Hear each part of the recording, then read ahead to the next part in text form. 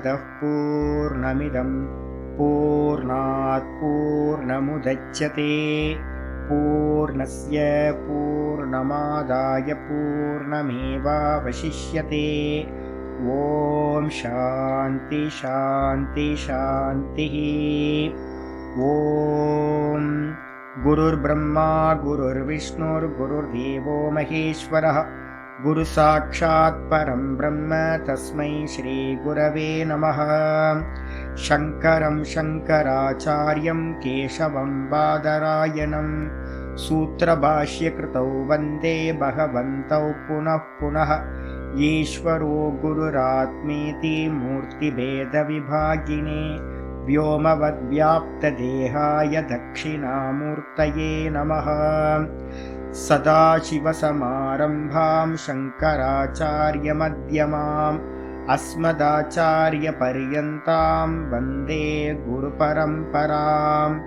ॐ यो ब्रह्माणं विदधाति पूर्वं यो वै वेदांश्च प्रहिणोति तस्मै तं हदेवमात्मबुद्धिप्रकाशं मुमुक्षुर्वै शरणमहं प्रपद्ये।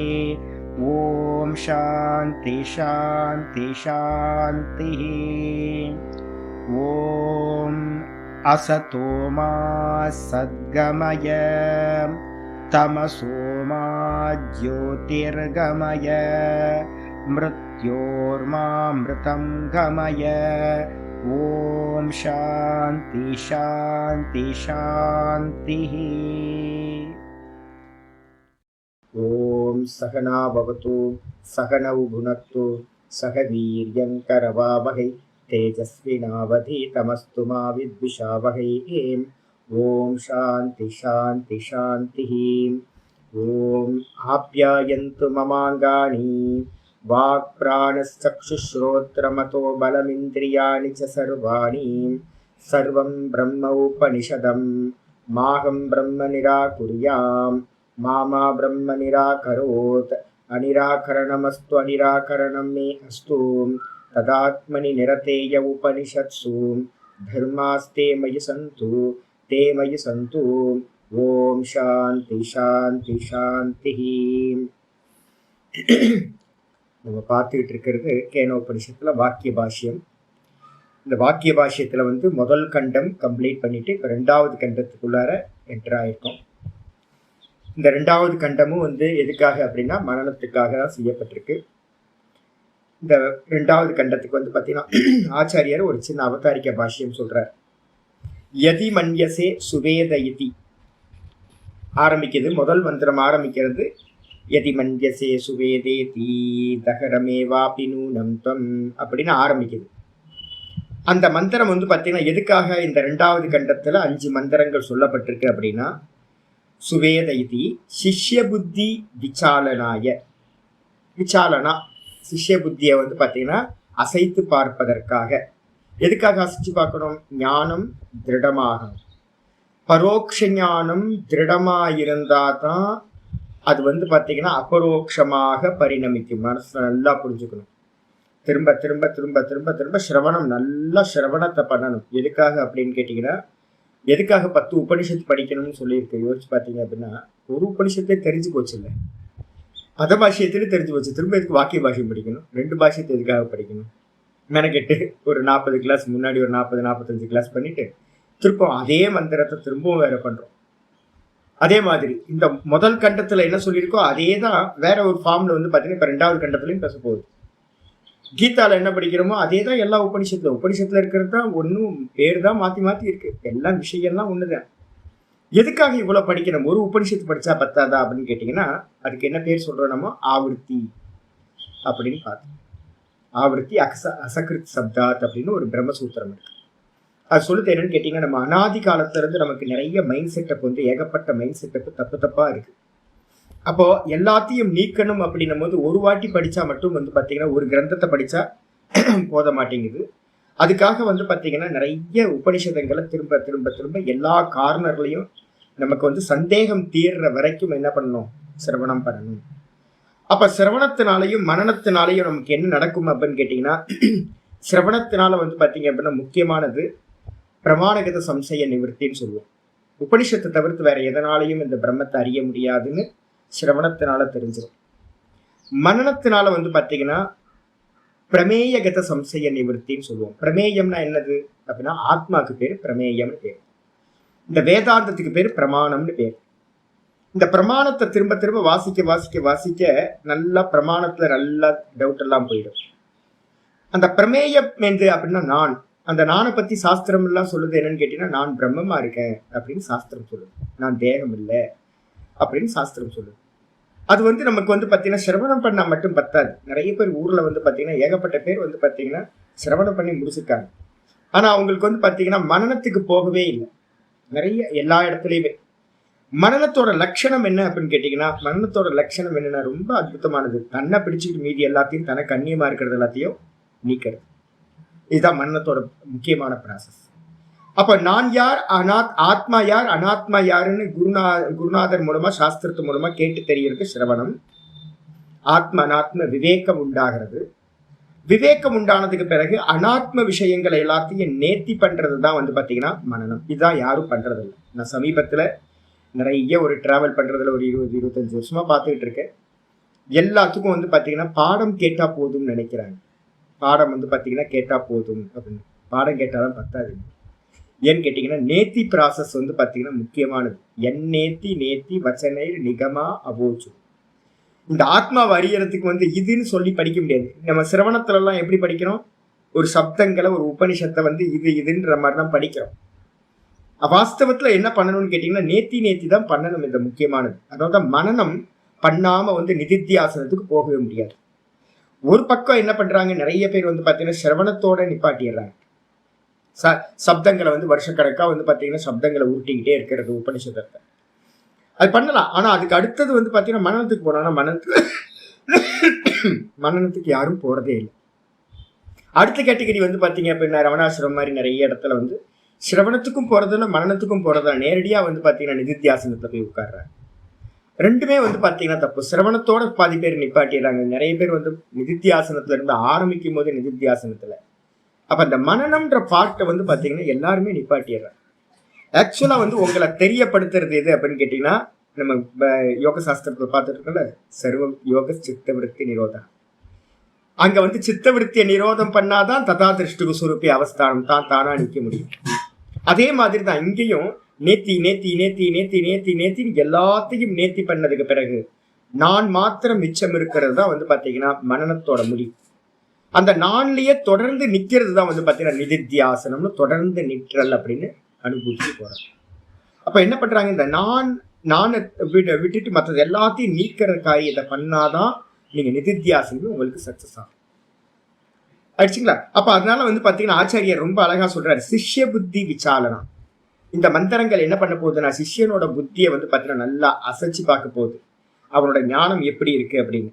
கிரகீத ஸ்திரதாயை என்ன எதுக்காக அப்படின்னு கேட்டீங்கன்னா, அவனால் கிரகணம் செய்யப்பட்ட வித்யா ஆத்ம ஞானம். முதல் கண்டத்துல முக்கியமான 2 மந்திரங்கள் சொல்லியிருக்கோம்.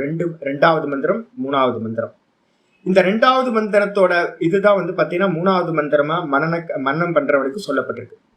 அப்ப முதல் கண்டத்துல வந்து பாத்தீங்கன்னா நம்ம பார்ட்டுக்கு வந்து பாத்தீங்கன்னா மொத்தத்தையும் எசன்ஸ் எடுத்து என்ன மந்திரம்னு கேட்டா 3வது மந்திரம் மட்டும்தான், வேற எதுவும் இல்லை. அந்த 3வது மந்திரத்துல சொல்லப்பட்ட விஷயம் அதை வந்து எலாபரேட்டா தான் வந்து 4ல இருந்து 8 வரைக்கும் சொல்லியிருக்கு. 4 to 8 வந்து சொல்லியிருக்கு. அப்ப 3வது மந்திரம் தான் இது வந்து நம்ம கிரகணம் பண்ணியிருக்கோம். அது நல்ல முறையில வந்து பாத்தீங்கன்னா ஸ்திரமாயிருக்கான்னு காட்டுறதுக்காக ஸ்திரத்தாயை ஸ்திரம் பண்ணிருக்கணும் இவன் சிஷ்யன். அந்த ஸ்திரம் பண்ணணுன்றதுக்காக வந்து பாத்தீங்கன்னா ஆச்சாரியார் அசைச்சு பார்க்கிறார் சிஷ்யனோட இதை. அது மட்டும் இல்லாம விதித்த 3வது மந்திரத்துல என்ன சொன்னோம் அப்படின்னு கேட்டீங்கன்னா, அந்நிய தேவ தத் விதித்தாத் அவிதித்தாதி. இதுதான் முக்கியமானது. அதான் இந்த முதல் கண்டத்துல வந்து பாத்தீங்கன்னா ஏதாவது ஒரு வாக்கியம் சொல்லுங்க சாமி அப்படின்னு கேட்டீங்கன்னா, ஒரே ஒரு வாக்கியம் முதல் கண்டத்தோட மொத்த இதையும் ஒரே ஒரு வாக்கியமா சொல்லுங்க அப்படின்னா இது மட்டும்தான். அந்நிய தேவ தது விதித்தாத் அவிதித்தாத் அதி. அந்த பிரம்ம தத்துவம் ஆத்ம தத்துவம் அறியப்பட்டதற்கெல்லாம் வேறானது. அறியப்படாத காரண தத்துவத்திற்கும் அது மேலானது. இவ்வளவுதான். அப்போ இந்த வாக்கியத்தை ஆச்சாரியர் சொல்றாரு, விதித்த அவிதித்தாபியாம் நிவர்த்திய, முக்கியமான வார்த்தை. அப்ப நம்ம அந்த 3வது மந்திரத்தில் இருக்கக்கூடிய அந்த ஒரே ஒரு கோல்டன் வேர்டை அதை மட்டும் எடுத்துக்கிட்டு ஒருத்தர் பாத்தீங்கன்னா குருநாதர்கிட்ட இருந்து பாத்தீங்கன்னா டிசைட் பண்ணிட்டான், எதெல்லாம் அறியப்பட்டதோ அதெல்லாம் திருஷ்யம். முடிஞ்சு போச்சு, ஒரே ஒரு வார்த்தை. எதெல்லாம் அறியப்பட்டதோ அது எல்லாம் திருஷ்யம். இந்த புஸ்தகம் அறியற, லேப்டாப் அறியற, என்னோட கேமராவை அறியற, என்னோட டேபிள் அறியறேன், என்னோட தேகத்தை அறியறேன். உண்மைதானே? டேபிள் அது இதெல்லாம் எப்படி அறியறோம், அதே மாதிரி என்னுடைய தேகத்தை அறியறேன், இந்திரியத்தை அறியறேன், மனசை அறியறேன், புத்தியை அறியறேன், என்னுடைய பிராணனை அறியறேன், எல்லாத்தையும் நான் அறியறேன். எதெல்லாம் அறியப்படுதோ அதெல்லாத்துக்கும் பேரு விதித்தம் அப்படின்னு பேரு. திருஷ்யம்னு ஆயிடும், ஆப்ஜெக்ட் ஆயிடும். நான் ஆப்ஜெக்ட் இல்லை. நான் பாத்தீங்கன்னா இந்த டேபிள் மாதிரி ஆப்ஜெக்ட் இல்லை, தேகம் மாதிரி ஆப்ஜெக்ட் இல்லை நான். அப்போ விதித்தாத் அந்நியத்து அப்படின்னு என்ன அர்த்தம்? அறியப்பட்டதற்கு வேறானவன் நான் அப்படின்னு. நான் எதையெல்லாம் அறியறனோ அதெல்லாம் நிவர்த்தி பண்ணி, நிவர்த்தி பண்றதுக்கு என்ன பேரு? யோக சித்த விருத்தி நிரோதா. எதெல்லாம் ஒரு தாட்டு பாத்தீங்கன்னா வருதோ, அறியப்பட்டதா இருக்கு அப்படின்னா அந்த தாட்டெல்லாம் இது இல்லை, இது இல்லை, இது இல்லைன்னு நிரோதம் பண்ணிக்கிட்டே வர்றது. எந்த தாட்டு வந்தாலும் அது அறியப்பட்ட விஷயத்தை பத்தி தான் இருக்கு. இது இல்லை, இது இது இது இல்லை, நேத்தின்னு சொல்லுங்க, இல்லை அப்படின்னா விருத்தி நிரோதம்னு சொல்லுங்க, ரெண்டும் ஒண்ணுதான். இது இல்லைன்னு சொன்னாவே அந்த விருத்தி என்ன ஆயிடும்? நிவர்த்தி ஆகும். எந்த விருத்தி வந்தாலும் அந்த விருத்தியை இது இல்லை, இது இல்லை, இது இல்லை, அறியப்பட்டது, அறியப்பட்டது திருஷ்யம், அறியப்பட்டது திருஷ்யம், அறியப்பட்டது திருஷ்யம் அப்படின்னு சொல்ல சொல்ல சொல்ல மனசு பாத்தீங்கன்னா மெதுவா எம்டி ஆயிட்டே போயிட்டு இருக்கும். அதுக்கு அடுத்தது பாத்தீங்கன்னா நிவர்த்திய புத்திம் சிஷ்யசிய. அப்படி புத்திய பாத்தீங்கன்னா நிவர்த்தி பண்ணி என்ன பண்ணுதுன்னா ஸ்வாத்மனி அவஸ்தாபிய. நல்ல அற்புதமான பாஷ்யம். அப்ப எல்லாத்தையும் நிவர்த்தி பண்ணதுக்கு பிறகு மிச்சம் என்ன இருக்கும்? நான் மாத்திரம் இருப்பேன். அந்த நானை பாத்தீங்க அப்படின்னா ஸ்வாத்மனி அவஸ்தாபிய, சித்தத்தை பாத்தீங்கன்னா எல்லா புத்திய எல்லா விற்த்திகளும் நீங்கினதுக்கு பிறகு, புத்தியில இருக்கக்கூடிய எல்லா விஷயத்தையும் நீக்கம் பண்ணதுக்கு பிறகு புத்தி எப்படி இருக்கும்? எம்டியா இருக்கும். அந்த புத்திய பாத்தீங்க அப்படின்னா ஆத்மால என்னது? அவஸ்தாபிய, நல்லா ஸ்தாபனம் பண்ணி, எஸ்டாப்ளிஷ் பண்ணி, ததேவ பிரம்மத்துவம் என்ன உபதேசம் பண்ணப்படுது அப்படின்னா நீதான் பிரம்மமா இருக்க அப்படின்னு. அந்த நிவர்த்தி, எல்லாத்திலிருந்து நிவர்த்தியான அந்த சித்தத்துக்கு, சித்தம்னு சொல்லுங்க, இங்க புத்தின்னு சொல்லப்பட்டிருக்கு. அப்ப எல்லா விற்த்திகளும் நீங்கி வெறும் சொச்சமா இருக்கிற அந்த புத்தி, அந்த ஜீவன், சுத்த ஜீவன் அப்படின்னு பேரு. அவன்கிட்ட சொல்லுது நீதான் பிரம்மமா இருக்க அப்படின்னு. ததேவ பிரம்மத்துவம் வித்தி.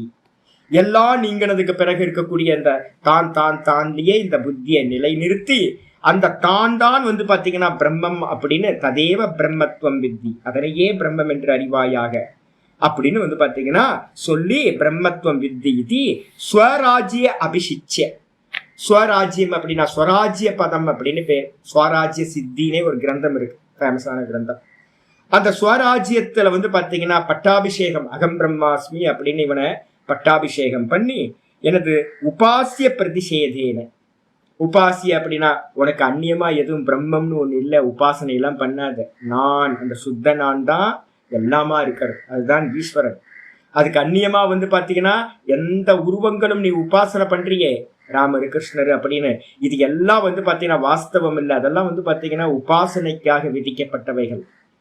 வாஸ்தவத்துல ஈஸ்வரன் என்னவா இருக்காருன்னா ஆத்மாவா இருக்கார், எல்லா ஜீவராசிகள்லயும் ஆத்மாவா இருக்கார் அப்படின்னு ஞானத்தை கொடுக்கறது மூலமா ஆப்ஜெக்ட் பண்ற ஈஸ்வரன் ஆப்ஜெக்டா பண்றமே, அதுதான் பெரிய பாப்பம்.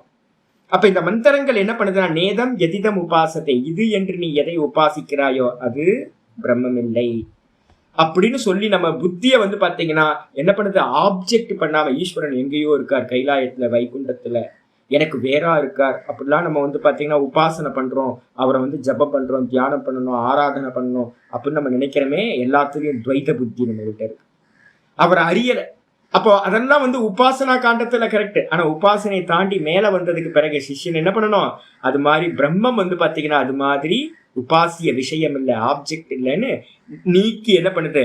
பிரதிஷேதம் பண்ணி அஸ்ய புத்தி விசாலயதி. அவர் என்ன பண்றாருன்னு கேட்டீங்கன்னா சிஷ்யனோட புத்திய அசைச்சு பார்க்கின்றார் குருநாதர். அதுக்காக தான் இந்த 2வது கண்டம் ஆரம்பிக்குது.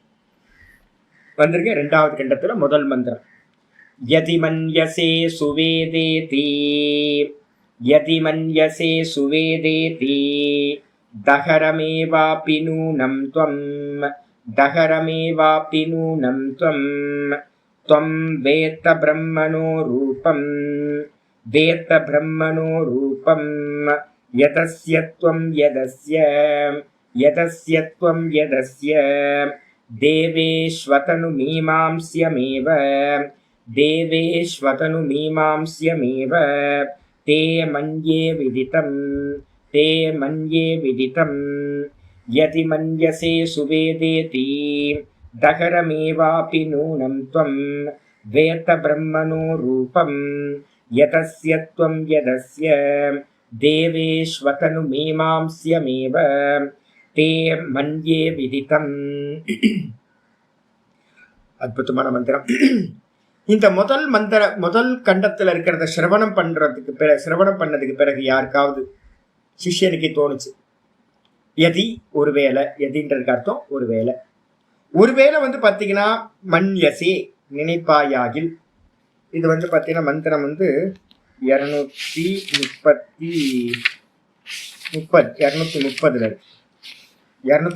பாத்தீங்கன்னா பதம் நல்லபடியா பதம் தெரியுது. பதம் ஒருவேளை வந்து பாத்தீங்க அப்படின்னா எதி அப்படின்னா ஒருவேளை சிஷ்யனை பார்த்து குருநாதர் சொல்றார், மன்யசே சுவேத இதி நினைப்பாயாகில். மன்யசேனா நினைப்பாயாகில். என்ன நினைப்பாயாகில்? சுவேத இதி மன்யசே. நீ நினைச்ச அப்படின்னா நான் நன்றாக அந்த பிரம்மத்தை அறிகிறேன், நான் அந்த ஆத்மாவை நன்றாக அறிகிறேன் அப்படின்னு நீ நினைச்ச அப்படின்னா, நீ நினைச்சது எப்படிப்பட்டது அப்படின்னா தகரமேவ அபி நூனம் தொம். நூனம் நீ நினைச்சது வந்து பாத்தீங்கன்னா நூனம்னா நிச்சயமாக வந்து பாத்தீங்கன்னா நீ அறிஞ்சது என்னன்னு கேட்டீங்கன்னா தகரமேவ. தகரம்ன்றதுக்கு அர்த்தம் வந்து பாத்தீங்கன்னா அல்பம்னு அர்த்தம். நீ அறிந்தது வந்து பாத்தீங்கன்னா அல்பமா தான் அறிஞ்சிருக்க. உனக்கு வந்து பாத்தீங்க அப்படின்னா ஒழுங்கா சிரவணம் நடக்கல. இது வரைக்கும் நீ பண்ணப்பட்டது வந்து பாத்தீங்கன்னா, அதனாலதான் சொல்றேன், பிரம்மத்தை அறிய முடியாது, பிரம்மமாய் இருக்க முடியும். ஆத்மாவை அறிய முடியாது, ஆத்மாவா இருக்க முடியும். நான் அதனால்தான் வந்து முக்கியமான சொல்றோம், பிரம்மத்தை அறிந்தவர்கள் பக்கத்துல போயிட்டு நீங்க பிரம்மத்தை அறிஞ்சீங்களா அப்படின்னு கேட்டாங்க அப்படின்னா அவங்க என்ன சொல்லுவாங்க, தெரியாதுப்பா, பிரம்மம்னா என்னன்னு தெரியாது. ஏன் அப்படின்னு கேட்டீங்கன்னா தானே பிரம்மமா இருக்கேன், தான் வந்து பாத்தீங்கன்னா பிரம்மத்தை அறியல. அப்ப நம்ம ஆத்ம ஞானத்துல தனக்கு அந்நியமானதை எல்லாத்தையும் நீக்கிட்டு தான் தானா இருக்கதான் முடியும் ஒழிய தன்னை வந்து பாத்தீங்கன்னா அனுபூதின்றது வந்து பாத்தீங்கன்னா பண்ண முடியாது. ஆப்ஜெக்ட் மாதிரி ஒரு ஈஸ்வர ரூபம் மாதிரி வந்து இந்த பிரம்மத்தை ஆத்மாவை அறிய முடியாது. ஏன்? ஆத்மாவும் பிரம்மமும் ஆப்ஜெக்ட் இல்லை. ஆத்மா வந்து பாத்தீங்கன்னா சப்ஜெக்டா இருக்கிறது, ஆத்மா வந்து பாத்தீங்கன்னா எந்த காலத்திலையும் ஆப்ஜெக்ட் இல்லை. அப்போ எவனாவது ஒரு சிஷ்யன் வந்து பாத்தீங்க அப்படின்னா சொல்றான், எனக்கு நல்லா தெரியும், பிரம்மன் தானே நல்லா தெரியும், ஆத்மா தானே நல்லா தெரியும் அப்படின்னு ஒருத்தனுக்கு ஒரு அகங்காரம் வருது அப்படின்னா நிறைய வரும். ரிஷிகேஷ்லாம் வந்து பாத்தீங்கன்னா குரு நிறைய இன்ஸ்டிடியூஷன்ல ஆசிரமங்கள்ல பாடம் எடுக்கிற இடத்துல என்னோட கூட எல்லாம் படிச்ச நிறைய பேர் இருக்காங்க. எல்லாம் கமண்டின அகங்காரம். படிச்சு முடிச்சோடனே படிக்கும் போதே அகங்காரம் வந்துடும். வேதாந்தம் படிக்கவே என்ன கொடுக்கும் அப்படின்னு கேட்டீங்கன்னா அகங்காரத்தை கொடுக்கும். அகங்காரத்தை கொடுக்குதுன்னா எது அகங்காரத்தை கொடுக்கும் தெரியுங்களா உங்களுக்கு? இந்த பரோட்ச ஞானம் இருக்குல்ல, இந்த பரோட்ச ஞானம் என்ன பண்ணணும், ஒழுங்கா பரோட்ச ஞானம் புரியலன்னா பிரம்மமும் கூட ஆத்மாவும் கூட ஆப்ஜெக்ட் மாதிரி ஒரு சப்ஜெக்ட் எந்த படிக்கிற மாதிரி மேக்ஸ் பிசிக்ஸ் கெமிஸ்ட்ரி படிக்கிற மாதிரி இந்த ஆத்மாவையும் படிச்சு வச்சான்னு வச்சுங்களேன், எந்த ஞானம் புத்தியில உண்டானாலும் அந்த புத்தியில உண்டாகிற ஞானம் அங்க இருக்கிற அபிமானிக்கு அபிமானத்தை உண்டு பண்ணும். புத்தியில தான் நான் அப்படின்ற அபிமானம் இருக்கு, ஜீவாத்மா இருக்கான், அகங்கர்த்தா அகங்காரகா. இந்த அகங்காரம் பிடிச்சவன் என்ன பண்றான்னு கேட்டீங்கன்னா அந்த புத்தியில எந்த ஞானம் உண்டாலும் எனக்கு தெரியும் அப்படின்றோம். ஒரு சின்ன விஷயம் வந்து பாத்தீங்கன்னா ரோட்ல அவர் போயிட்டு இருக்காரு, அவரா தானே, எனக்கு தெரியுச்சு, அவரை நான் பார்த்துருக்கேன், அவர் காசில இருந்து வந்திருக்காரு, அவர் பேர் ஆனந்த் அப்படின்னு பேரு. அவர் வந்து ஓஷோல வந்து சன்னியாசம் எடுத்திருக்காரு ஓஷோ இதுல. அப்படி இந்த புத்திக்கு எது தெரிஞ்சாலும் உடனே எனக்கு தெரியும் அவரை தெரியும், எனக்கு இவரை தெரியும், எனக்கு அது தெரியும், இது தெரியும். இந்த புத்தியினால உங்களுக்கு எது அறிஞ்சாலும் அந்த புத்தியில இருக்கக்கூடிய அகங்காரம் அபிமானிக்கும். இந்த ஆத்ம தத்துவம் வந்து பாத்தீங்கன்னா புத்திக்கு விஷயமா நம்ம இப்பதான் பார்த்துட்டு இருக்கோம். மனசோ மனோ எது வாச்சோக வாச்சம், அது வந்து பாத்தீங்கன்னா புத்திக்கும் விஷயம் இல்லை, புத்தியையும் கடந்து இருக்கிறது. புத்தியையும் கடந்தது வந்து பாத்தீங்கன்னா அவ்யாக்கிருத்தம், அவிதித்தம் அதையும் கடந்து இருக்கிறது தான் வந்து பாத்தீங்கன்னா நான் அப்படின்ற பிரம்ம தத்துவம். அப்ப புத்தியில தெரிஞ்ச ஞானத்துல ஒழுங்கா சிரவணம் பண்றான்னு வச்சுங்களேன் ஒருத்தன். இப்ப என்ன மாதிரி குருநாதர் சொல்லி எங்களோட ஆசிரியர் நல்லா சொல்லி கொடுத்துருக்காரு. எங்களுக்குலாம் எந்த காலத்துலயும் எனக்கு தெரியும் அப்படின்லாம் கொம்புலாம் முளைக்கவே இல்லை. யாரையும் அது மாதிரி கீழா பார்க்கவே மாட்டோம் நாங்க. ஆனாலும் வந்து பாத்தீங்கன்னா ஒருத்தர் 2 பேர் என்னோட குருபாய்கள்லயே இருக்காங்க. கொஞ்சம் பேருக்கு வந்து பாத்தீங்கன்னா அப்படியே கொம்பு முளைச்சு போய் எவன் வந்தாலும் குத்தி கிழிச்சுக்கிட்டு இருப்பாங்க. நான் பெரிய வித்வானாக்கும், எனக்கு பிரம்மம் தெரியுமாக்கும் அப்படின்னு.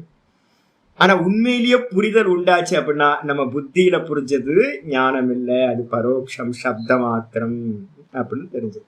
அப்ப அபிமானம் வருமா? சப்தம் தான் உண்மையிலேயே நான் பிரம்மத்தை அறியல, பிரம்மத்தை அறியறதுக்கு இன்னும் போக வேண்டிய தூரம் இருக்கு அப்படின்னு தெரிஞ்சதுன்னா, அபரோக்ஷ அனுபூதி நடக்கல அப்படின்னா அது அறியப்பட்டதில்லை அப்படின்னு ஒருத்தருக்கு நல்லா தெரியுதுன்னா அகங்காரம் வருமா? அப்படின்னா வராது. எப்ப அகங்காரம் வருது அப்படின்னு கேட்டீங்கன்னா, ஒண்ணு தெரிஞ்சிருச்சு அப்படின்னு தெரிஞ்சா அபிமானம் வந்துடும், அகங்காரம் வந்துடும். அப்போ எல்லா இதுலயும் எந்த இன்ஸ்டிடியூஷனா இருக்கட்டும், எந்த குருநாதர்கிட்ட படிச்சாலும் சிஷ்யர்கள் மத்தியில சில பேருக்கு வந்து பாத்தீங்கன்னா உள்ளது உள்ளபடி புரியும். இந்த இடத்துல வந்து ஆச்சாரியார் வந்து பதபாஷ்யத்துல பாத்தீங்கன்னா 4 விதமான சிஷ்யர்களை வந்து பாத்தீங்கன்னா சொல்றாரு. 4 விதமான சிஷ்யர்கள்ல வந்து பாத்தீங்கன்னா ஒருத்தருக்கு வந்து பாத்தீங்கன்னா 4 விதத்துல என்னது, சிஷ்யர்கள் ஒரே ஆச்சாரியத்தை பாடம் படிக்கும் போது யதார்த்த கிரகணம், அயதார்த்த கிரகணம், அந்நியதா கிரகணம், அக்ரகணம் அப்படின்னு 4 டைப் ஆஃப் ஸ்டூடெண்ட்ஸ். ஒவ்வொருத்தர் புத்தியும் ஒவ்வொரு விதமா இருக்கு. எப்படி இருக்கு? ஒருத்தருக்கு வந்து பாத்தீங்கன்னா குருநாதர் சொன்னது சொன்ன மாதிரியே புரியுது, அப்படியே. அதுக்காக சொச்ச புத்தி வேணும். நல்ல உபாசன காலையெல்லாம் அனுஷ்டானம் பண்ணிட்டு வாங்கன்னு சொல்றது எதுக்காகனா இதுக்காக தான். இந்த புத்தியில வந்து பாத்தீங்கன்னா நல்லா கிளியர் பண்ணி வச்சுக்கிட்டு எந்த டிஸ்ட்ராக்ஷனும் இல்லாம குருநாதர் சொல்றதை கேட்டோம்னா அந்த கண்ண சுத்தி இருந்துச்சுன்னா குருநாதர் சொல்றது அப்படியே புரியும். அதுக்கு பேரு யதார்த்த கிரகணம் ஒரு கேட்டகரி. 2வது வந்து பாத்தீங்கன்னா அயதார்த்த கிரகணம். அயதார்த்த கிரகணம் அப்படின்னா என்ன அர்த்தம்? சொன்னது வந்து பாத்தீங்கன்னா வேற விதமா வந்து பாத்தீங்கன்னா போய் சேர்ந்துருக்கு. வேற வேற ஒன்று சொல்லிட்டு இருக்கும் போதே வேற வேற. நான் தான் சில சமயம் யோசிப்பேன், சில பேர்கிட்ட பேசும்போது நல்லா தானே சொல்றேன். நாங்க 2 சிஷ்யர்கள் வருவாங்க, 3-4 பேர் இருக்காங்க. அதுல ஒருத்தர்கிட்ட கேட்பேன், ஏங்க அவருக்கு ஒருத்தர் கரெக்டா புரிஞ்சுட்டே வருவார், ஆன்சர் சொல்லிட்டே வருவார். நான் இன்னொருத்தர் வந்து பாத்தீங்கன்னா தப்பு தப்பா பேசுவேன். நான் உடனே சொல்லுவேன், ஏங்க நான் நல்லா தானே பேசிட்டு இருக்கேன். ஆமா நல்லா தான் சாமி பேசுறீங்க, அப்ப இதுக்காக இவர் தப்பு தப்பா புரிஞ்சுக்கிறாரு அப்படின்னு. அப்போ இன்னும் ஒருத்தரோட புத்தி அப்படியே புரியுது, இன்னொருத்தரோட புத்தி வந்து பாத்தீங்கன்னா போக்குமாக்கா யோசிக்குது, விபரீதமா வந்து பாத்தீங்கன்னா புரியுது. அயத்தார்த்தம்ன்றதுக்கு அர்த்தம் உண்மைக்கு மாறா, சொன்னதுக்கு மாறா வந்து பாத்தீங்கன்னா தப்பா மீனிங் எடுக்கிறது. அதுக்கப்புறம் விபரீத கிரகணம்னு 3வது, அப்படியே ஆப்போசிட்டா எடுக்கிறது. விரோச்சன வேதாந்தம் சொல்லுவோம். விரோச்சன வேதாந்தம்னா ஆத்மாவையே, இந்த சரீரத்தை ஆத்மான்னு எடுத்துக்கிட்டு விரோச்சனன் போயிட்டான், அசுரகுல தலைவர் ராஜா. அப்ப அதுக்கு பேர் வந்து பாத்தீங்கன்னா விபரீத கிரகணம். அயத்தார்த்த கிரகணத்திலேயாவது கொஞ்சம் கொஞ்சம் முன்ன பின்ன சுவாமி சொல்றதெல்லாம் ஓரளவு சரியா இருக்கும், அவங்க தப்பா கொஞ்சம் கொஞ்சம் மசாலாலாம் போட்டுப்பாங்க. இந்த விபரீத கிரகணத்துல என்னன்னு கேட்டா டோட்டலா ஆப்போசிட். ஒன்று சொன்னீங்கன்னா அது அப்படியே ஆப்போசிட்டா. ஒரு விஷயம் இருக்காரு, எனக்கு பக்கத்துல உள்ளே விட மாட்டேன், விபரீத கிரகணம் அது பக்கத்துல வரவே வராதிங்கன்றோம். ஏன்னு கேட்டீங்கன்னா எனக்கு கன்ஃபியூஸ் ஆகி போயிடும், நம்மளை போய் ரொம்ப தலையை பிச்சுக்கிற மாதிரி ஆக்கி விட்டுருவாங்க. டோட்டலா அண்டர்ஸ்டாண்டிங் தப்பா இருக்கு. 2 அப்படின்னு சொன்னீங்கன்னா எங்க சுவாமி சொன்னார் 10ன்னு சொன்னார் அப்படின்னு வெளில போய் சொன்னா என்ன ஆகும்? ரொம்ப போயிடும்ல எனக்கு. அப்ப அது மாதிரி சிஷியர்களும் வராங்க. 10 வருஷம் பாடம் கேட்டதுக்கு பிறகு கூட வந்து பாத்தீங்கன்னா 2-3 ஆச்சாரியாள்கிட்ட பாடம் கேட்டதுக்கு பிறகு கூட வந்து பாத்தீங்கன்னா தப்பா இது பண்றது.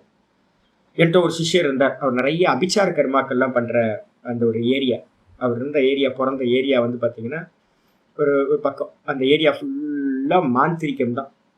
இவர் என்ன பண்ணாருன்னு கேட்டீங்கன்னா, அதுல இந்த வேதாந்தத்துக்கு வரத்துக்கு முன்னாடி நிறைய அது மாதிரி கர்மாக்கள்லாம் பண்ணி, அது மாதிரி மந்திரங்கள்லாம் பண்ணி, இந்த கெட்ட மந்திரங்கள்லாம் பண்ணக்கூடாது. தாமச மந்திரங்கள், ராஜச மந்திரங்கள்லாம் இருக்கு. அபிச்சார மந்திரம்னு சொல்லுவோம். அம்பால வந்து உபாசனை பண்ணும் போதே வந்து 2 பிரிவு இருக்கு உங்களுக்கு. இந்த கோரமான வந்து பாத்தீங்கன்னா காளிய வந்து பாத்தீங்கன்னா உபாசனை பண்ற முறையில நிறைய தாமச மந்திரங்கள்லாம் இருக்கு, தாமச உபாசனைகள் இருக்கு.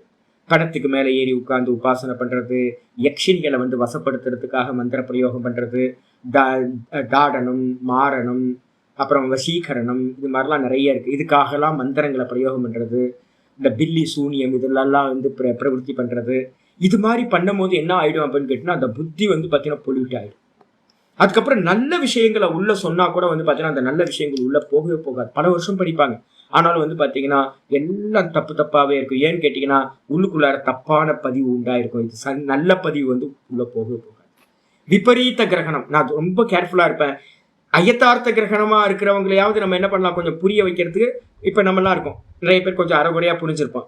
மெதுவா நான் என்ன சொல்லுவேன், வாங்கச்சி மெதுவா புரிய ஆரம்பிச்சிடும், ஒன்றும் பிரச்சனை இல்லை, வந்துடும், கொஞ்ச நாள் போக போக வந்துடும் அப்படின்னு. விபரீத கிரகணம் பண்ணி யாராவது பாத்தீங்கன்னா தப்பான மார்க்கத்துல போய் உன்மார்க்கத்துல போய் ஏதாவது புத்தி கெட்டு போயிடுச்சுன்னா விபரீதமாவே கிரகணம் பண்ணுவாங்க. நமக்கு பெரிய ப்ராப்ளத்தை கொண்டு வந்துருவாங்க. சுவாமி பாத்தீங்க அப்படின்னா பாடம் கேட்டுக்கிட்டே இருப்பாங்க. சாமி பரமார்த்தன் சுவாமியை கண்டனம் பண்றாருன்னு போய் பரமார்த்தன் சுவாமிகிட்டே சொல்லுவாங்க. வம்பா போயிடும். எதுக்காக நம்ம சொல்றோமோ அந்த இது தெரியாது. இவரை சொன்னாங்க அவர் சொன்னாங்க சுவாமி, நம்ம எதுக்காக ஒரு எக்ஸாம்பிள் சொல்றோமோ அவங்களுக்கு நமக்கு எந்த ப்ராப்ளமும் இருக்காது. இவங்க என்ன பண்ணுவாங்கன்னா பாடம் கேட்டுக்கிட்டே இருந்து அங்க போயிட்டு என்ன பண்ணுவாங்க, இது மாதிரி புத்திலாம் இருக்கு நிறைய பேர். இந்த சிண்டு முடிகிற வேலையெல்லாம் பண்றது, கூட இருக்கிறவங்கள்ட்டே பாத்தீங்கன்னா பாலிடிக்ஸ், ஸ்டூடெண்ட்டுக்குள்ளாரியே பாலிடிக்ஸ் பண்ணிட்டு இருப்பாங்க. இதெல்லாம் நிறைய பார்த்த எல்லா ஆசிரமங்களும் இதா இருக்கு. அப்போ அது மாதிரி ஸ்டூடெண்ட் பாத்தீங்கன்னா என்ன சொல்ல வரும், எதுக்காக இந்த வேதாந்தம் நடத்துறோன்னு தெரியாம விபரீதமா போயிடுறது. தானும் லாஸ் ஆயிடுவான், சுத்தி இருக்கிறவங்க மற்றவங்களையும் லாஸ் ஆக்கி விட்டுருவாங்க. அது மாதிரி ஆட்கள் விபரீத புத்தின்னு பேரு.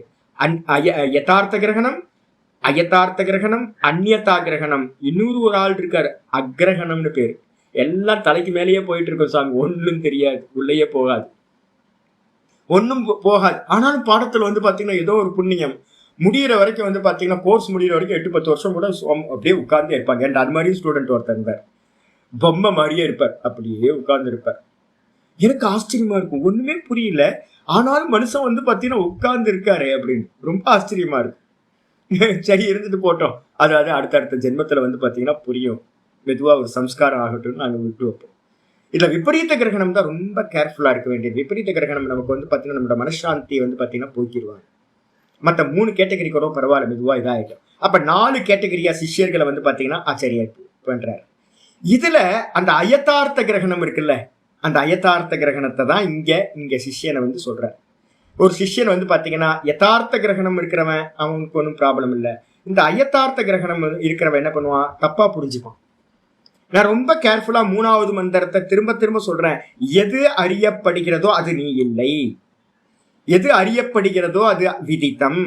மந்திரம் ரொம்ப கிளியரா சொல்லுது, அந்நியதேவ தத் விதித்தாத், அறியப்பட்டதற்கெல்லாம் அது வேறானது அப்படின்னு நான் சொல்றேன். அப்ப எந்த எக்ஸ்பீரியன்ஸ் வந்தாலும் நீங்க சமாதி அபியாசத்து வரைக்கும் மேல போக போக போக நிறைய வரும், நிறைய கிளிம்ஸ் வரும், நிறைய திருஷ்யங்கள் வரும், நிறைய பாத்தீங்கன்னா எக்ஸ்பீரியன்ஸ் வரும். எல்லாத்துலயும் உங்களுக்கு என்ன வரணும் அப்படின்னு கேட்டீங்கன்னா, எது பார்க்கப்படுகிறதோ அது நான் இல்லை, அந்நியதேவ தத் விதித்தாத், ஒரு டக்குன்னு இமீடியட்டா வரணும், அது அறியப்பட்டதற்கெல்லாம் வேறானது. அப்ப நான் அறிஞ்சேன் அப்படின்னா ஒரு எம்மம் கூட, அது ஈஸ்வரனே வந்தாலும் கூட எனக்கு அறியப்படுறதா இருந்தா அது ஈஸ்வரன் இல்லை. அப்ப என்ன அர்த்தம்னா ஒரு இல்யூஷன், மாயினால பாத்தீங்கன்னா ஒரு இல்யூஷன் ஈஸ்வர ரூபத்துல நிக்குது. அப்ப ஈஸ்வரனோட ஒரிஜினல் ரூபம் என்னது, சகுனமா இருக்கலாம், ஆனா ஈஸ்வரனோட ஒரிஜினல் ரூபம் நிர்குண நிராகாரம், அது ஆத்ம ரூபமா இருக்கிறது, சைத்தன்யமா இருக்கிறது அப்படின்னு ரொம்ப ஸ்ட்ராங் கன்விக்ஷன் இருக்கணும். எந்த எக்ஸ்பீரியன்ஸ் வந்தாலும் இது இல்லை இது இல்லை இது இல்லைன்னு பண்ணணும். அப்போ நான் அறிய முடியுமா அப்படின்னு கேட்டீங்கன்னா, பிரம்மத்தை ஆத்மாவை அறிய முடியாது. ஏன், அது ஆப்ஜெக்ட் இல்லை, சிம்பிள். அறியவே முடியாத ஒருவேளை சூன்யமா அப்படின்னு கேட்டீங்கன்னா அடுத்த வார்த்தை சொல்லுது அவிதிதாததி, அறியப்படாததற்கும் அது மேலானது. இவ்வளவுதான் வேதாந்தம். என்னன்னு கேட்டீங்கன்னா மன்னத்துக்கு இது மட்டும் போதும். ஏகாந்தமா உட்கார்ந்துக்கிட்டு விதித்தா தன்யத்து அவிதித்தா அதி, இதை மட்டும் பிடிச்சுக்கிட்டு 3வது மந்திரத்துல இருக்கிற அந்த வார்த்தையை மட்டும் வச்சுக்கிட்டு போதும், ஃபுல் மனனத்தை நீங்க பண்ணி முடிக்கலாம். உங்களுக்கு இதுல பாத்தீங்கன்னா இவ்வளவு சொன்னதுக்கு பிறகு கூட ஒருத்தரோட புத்தியில பாத்தீங்கன்னா நிறைய பேருக்கு இவ்வளவு வியாக்கியானம் பண்ணதுக்கு பிறகு கூட பாத்தீங்கன்னா ஏதோ ஏதோ ஒரு எக்ஸ்பீரியன்ஸ் நடக்கணும். ஆத்மா அனுபவம்ன்றதுக்கு அர்த்தம் அது இல்லை, வேதங்களோ இல்ல உபனிஷத்தோ இல்ல சாஸ்திரங்களோ பகவத்கீதையிலேயே சொல்லப்படுறார். இங்கேயும் சொல்லப்படுறார். பகவத்கீதையிலேயே ஆச்சாரியார் ஆத்மா அனுபவம்ன்ற வார்த்தையவே யூஸ் பண்றார். அப்ப ஆத்மா அனுபவம் யூஸ் பண்ணும் போது உடனே நமக்கு என்ன வருது, ஏதோ ஆப்ஜெக்டா நமக்குள்ளார ஒரு எக்ஸ்பீரியன்ஸ் நடக்கும். ஒரு மண்ணாங்கட்டி எக்ஸ்பீரியன்ஸ் நடக்காது. எந்த எக்ஸ்பீரியன்ஸ் நடந்தாலும் அது பாத்தீங்கன்னா ஒரு இல்யூஷன், ஒரு மாயாஜாலம், ஒரு மனோராஜ்ய மாதிரி, சொப்பன மாதிரி. அதனால எதுவும் பாத்தீங்கன்னா எக்ஸ்பெக்டேஷன் பண்ணக்கூடாது. எதுவும் நடந்தாலும் அது இல்லை அப்படின்னு ரொம்ப தீர்க்கமா அதுல ஒரு ஸ்திர புத்தியோட உங்களுக்கு இருந்துச்சு அப்படின்னா நீங்க 3வது மந்திரத்தை ஒழுங்கா குருநாதர் மூலமா கேட்டிருக்கீங்கன்னு அர்த்தம். என்னை வந்து பார்த்தீங்கன்னா பரமஹம்சானந்தா என்னை வந்து பார்த்தீங்கன்னா என்னோட வேற ஒரு ஆச்சாரியார், புரிஞ்சா போதுன்ற ஒரு ஆச்சாரியார் இருந்தார். இப்போ இல்லை, அவர் சொல்லுவார் என்னன்னு கேட்டிங்கன்னா, என்ன சொல்லுவார், பரமஹம்சானந்தா எதையோ அடையணும்னு நினைச்சுக்கிட்டு இருக்கார் அப்படின்னுவார். மகா பெரியவரை வந்து அவர் சொல்லும்போது சொல்லுவார், மகா பெரியவருக்கு 100 வயசு ஆயிடுச்சு, ஆனா எதையோ அடையணும்னு நினைச்சுக்கிட்டு இருக்காரு, பாவம் இன்னும் புரியல வேதாந்தம் அப்படின்னு. எனக்கு சிரிப்பா வரும், ஐயோ பாவம் அப்படின்னு. ஆக்சுவலா என்னன்னு கேட்டீங்கன்னா, ஆத்மா அனுபவம்ன்றது வந்து எக்ஸ்டர்னலா இருக்கிற ஒரு எக்ஸ்பீரியன்ஸை வந்து பாத்தீங்கன்னா காத்துக்கிட்டு இல்லை. கட்டுமையான இன்னைக்கு காலையில கூட பார்த்தோம் பாத்தீங்களா, ஆச்சாரியர் எத்தனை சாத்தியம்னு ஒண்ணு சொல்றாரு. காலையில கீதா பாஷ்யத்துல படிக்கும்போது இந்த ஸ்திதப்பிரக்ஞ லட்சணத்துக்கு வரும்போது ரொம்ப கடுமையா ஒர்க் பண்ண வேண்டியிருக்கு. இந்த சிரவணம் பண்ணவங்க என்ன பண்றாங்கன்னு கேட்டீங்கன்னா, 3 வருஷம் கோர்ஸ் முடிச்சோன்னே என்ன பண்றாங்கன்னு கேட்டீங்கன்னா, உங்களை வந்து பாத்தீங்கன்னா தெரிஞ்சாச்சுன்னு விட்டுறாங்க. விட்டதுக்கு பிறகு வந்து பாத்தீங்கன்னா ஒரு சன்னியாசமும் கொடுத்ததுக்கு பிறகு அவங்கவுங்க விவகாரத்துல போய் பெரிய பெரிய ஆசிரமங்கள்லாம் இது பண்ணி அவங்கவுங்க என்ன பண்றாங்கன்னு கேட்டீங்கன்னா, அடைஞ்ச மாதிரியே ஒரு பாவலா பண்ணிட்டு தெரியறாங்க. ஐயோ பெரிய ப்ராப்ளம் இது. இன்ஸ்டிடியூஷன் பண்ற வேலை இது, இதான் பண்ணுது.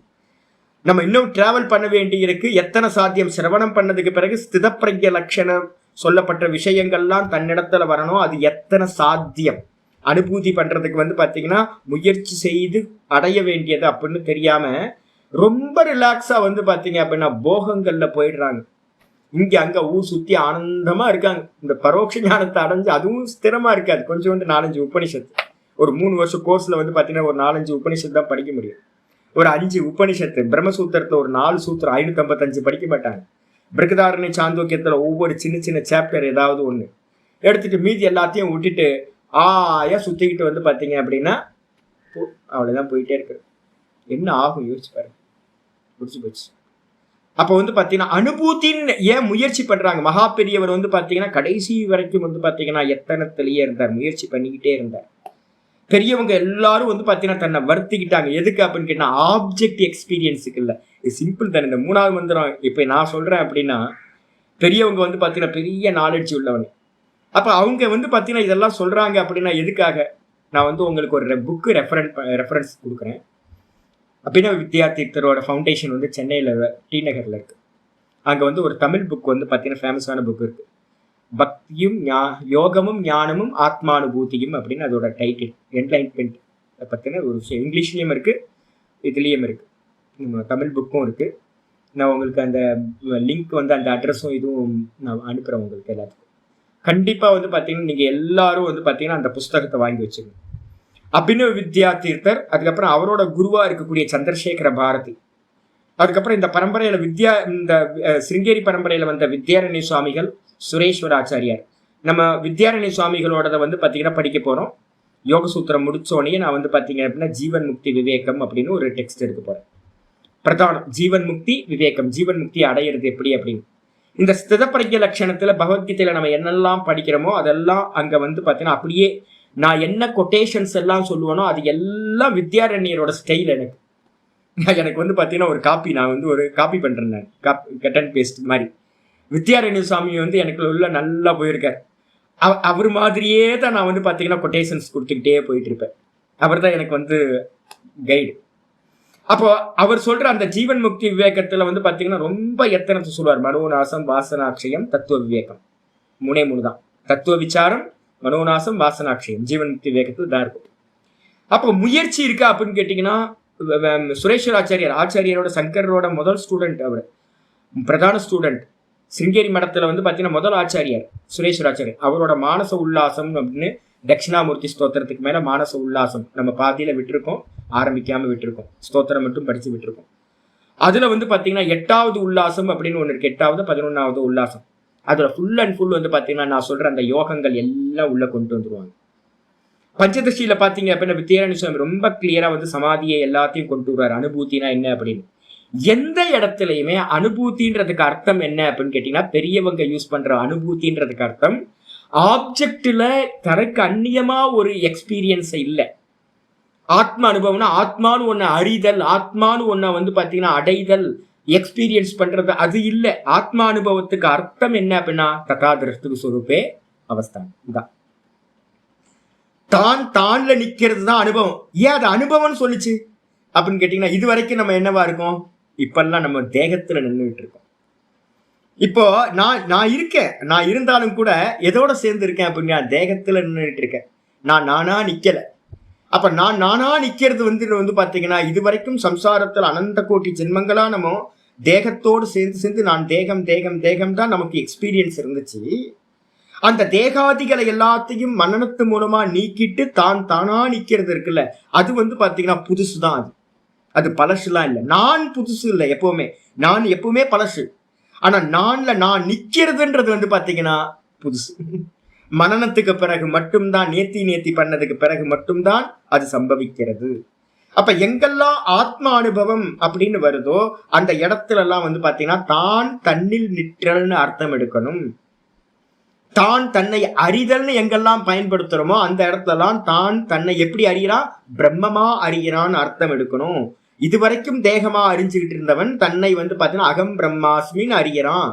இந்த தேகத்துக்குள்ளார நான் இல்லை, எல்லா தேகத்திலையும் நான் தான் இருக்கேன் அப்படின்னு அறிகிறான் அப்படின்னு அர்த்தம் எடுக்கணும். அது வந்து ஆப்ஜெக்டா இல்ல, சப்ஜெக்டான ஞானம்.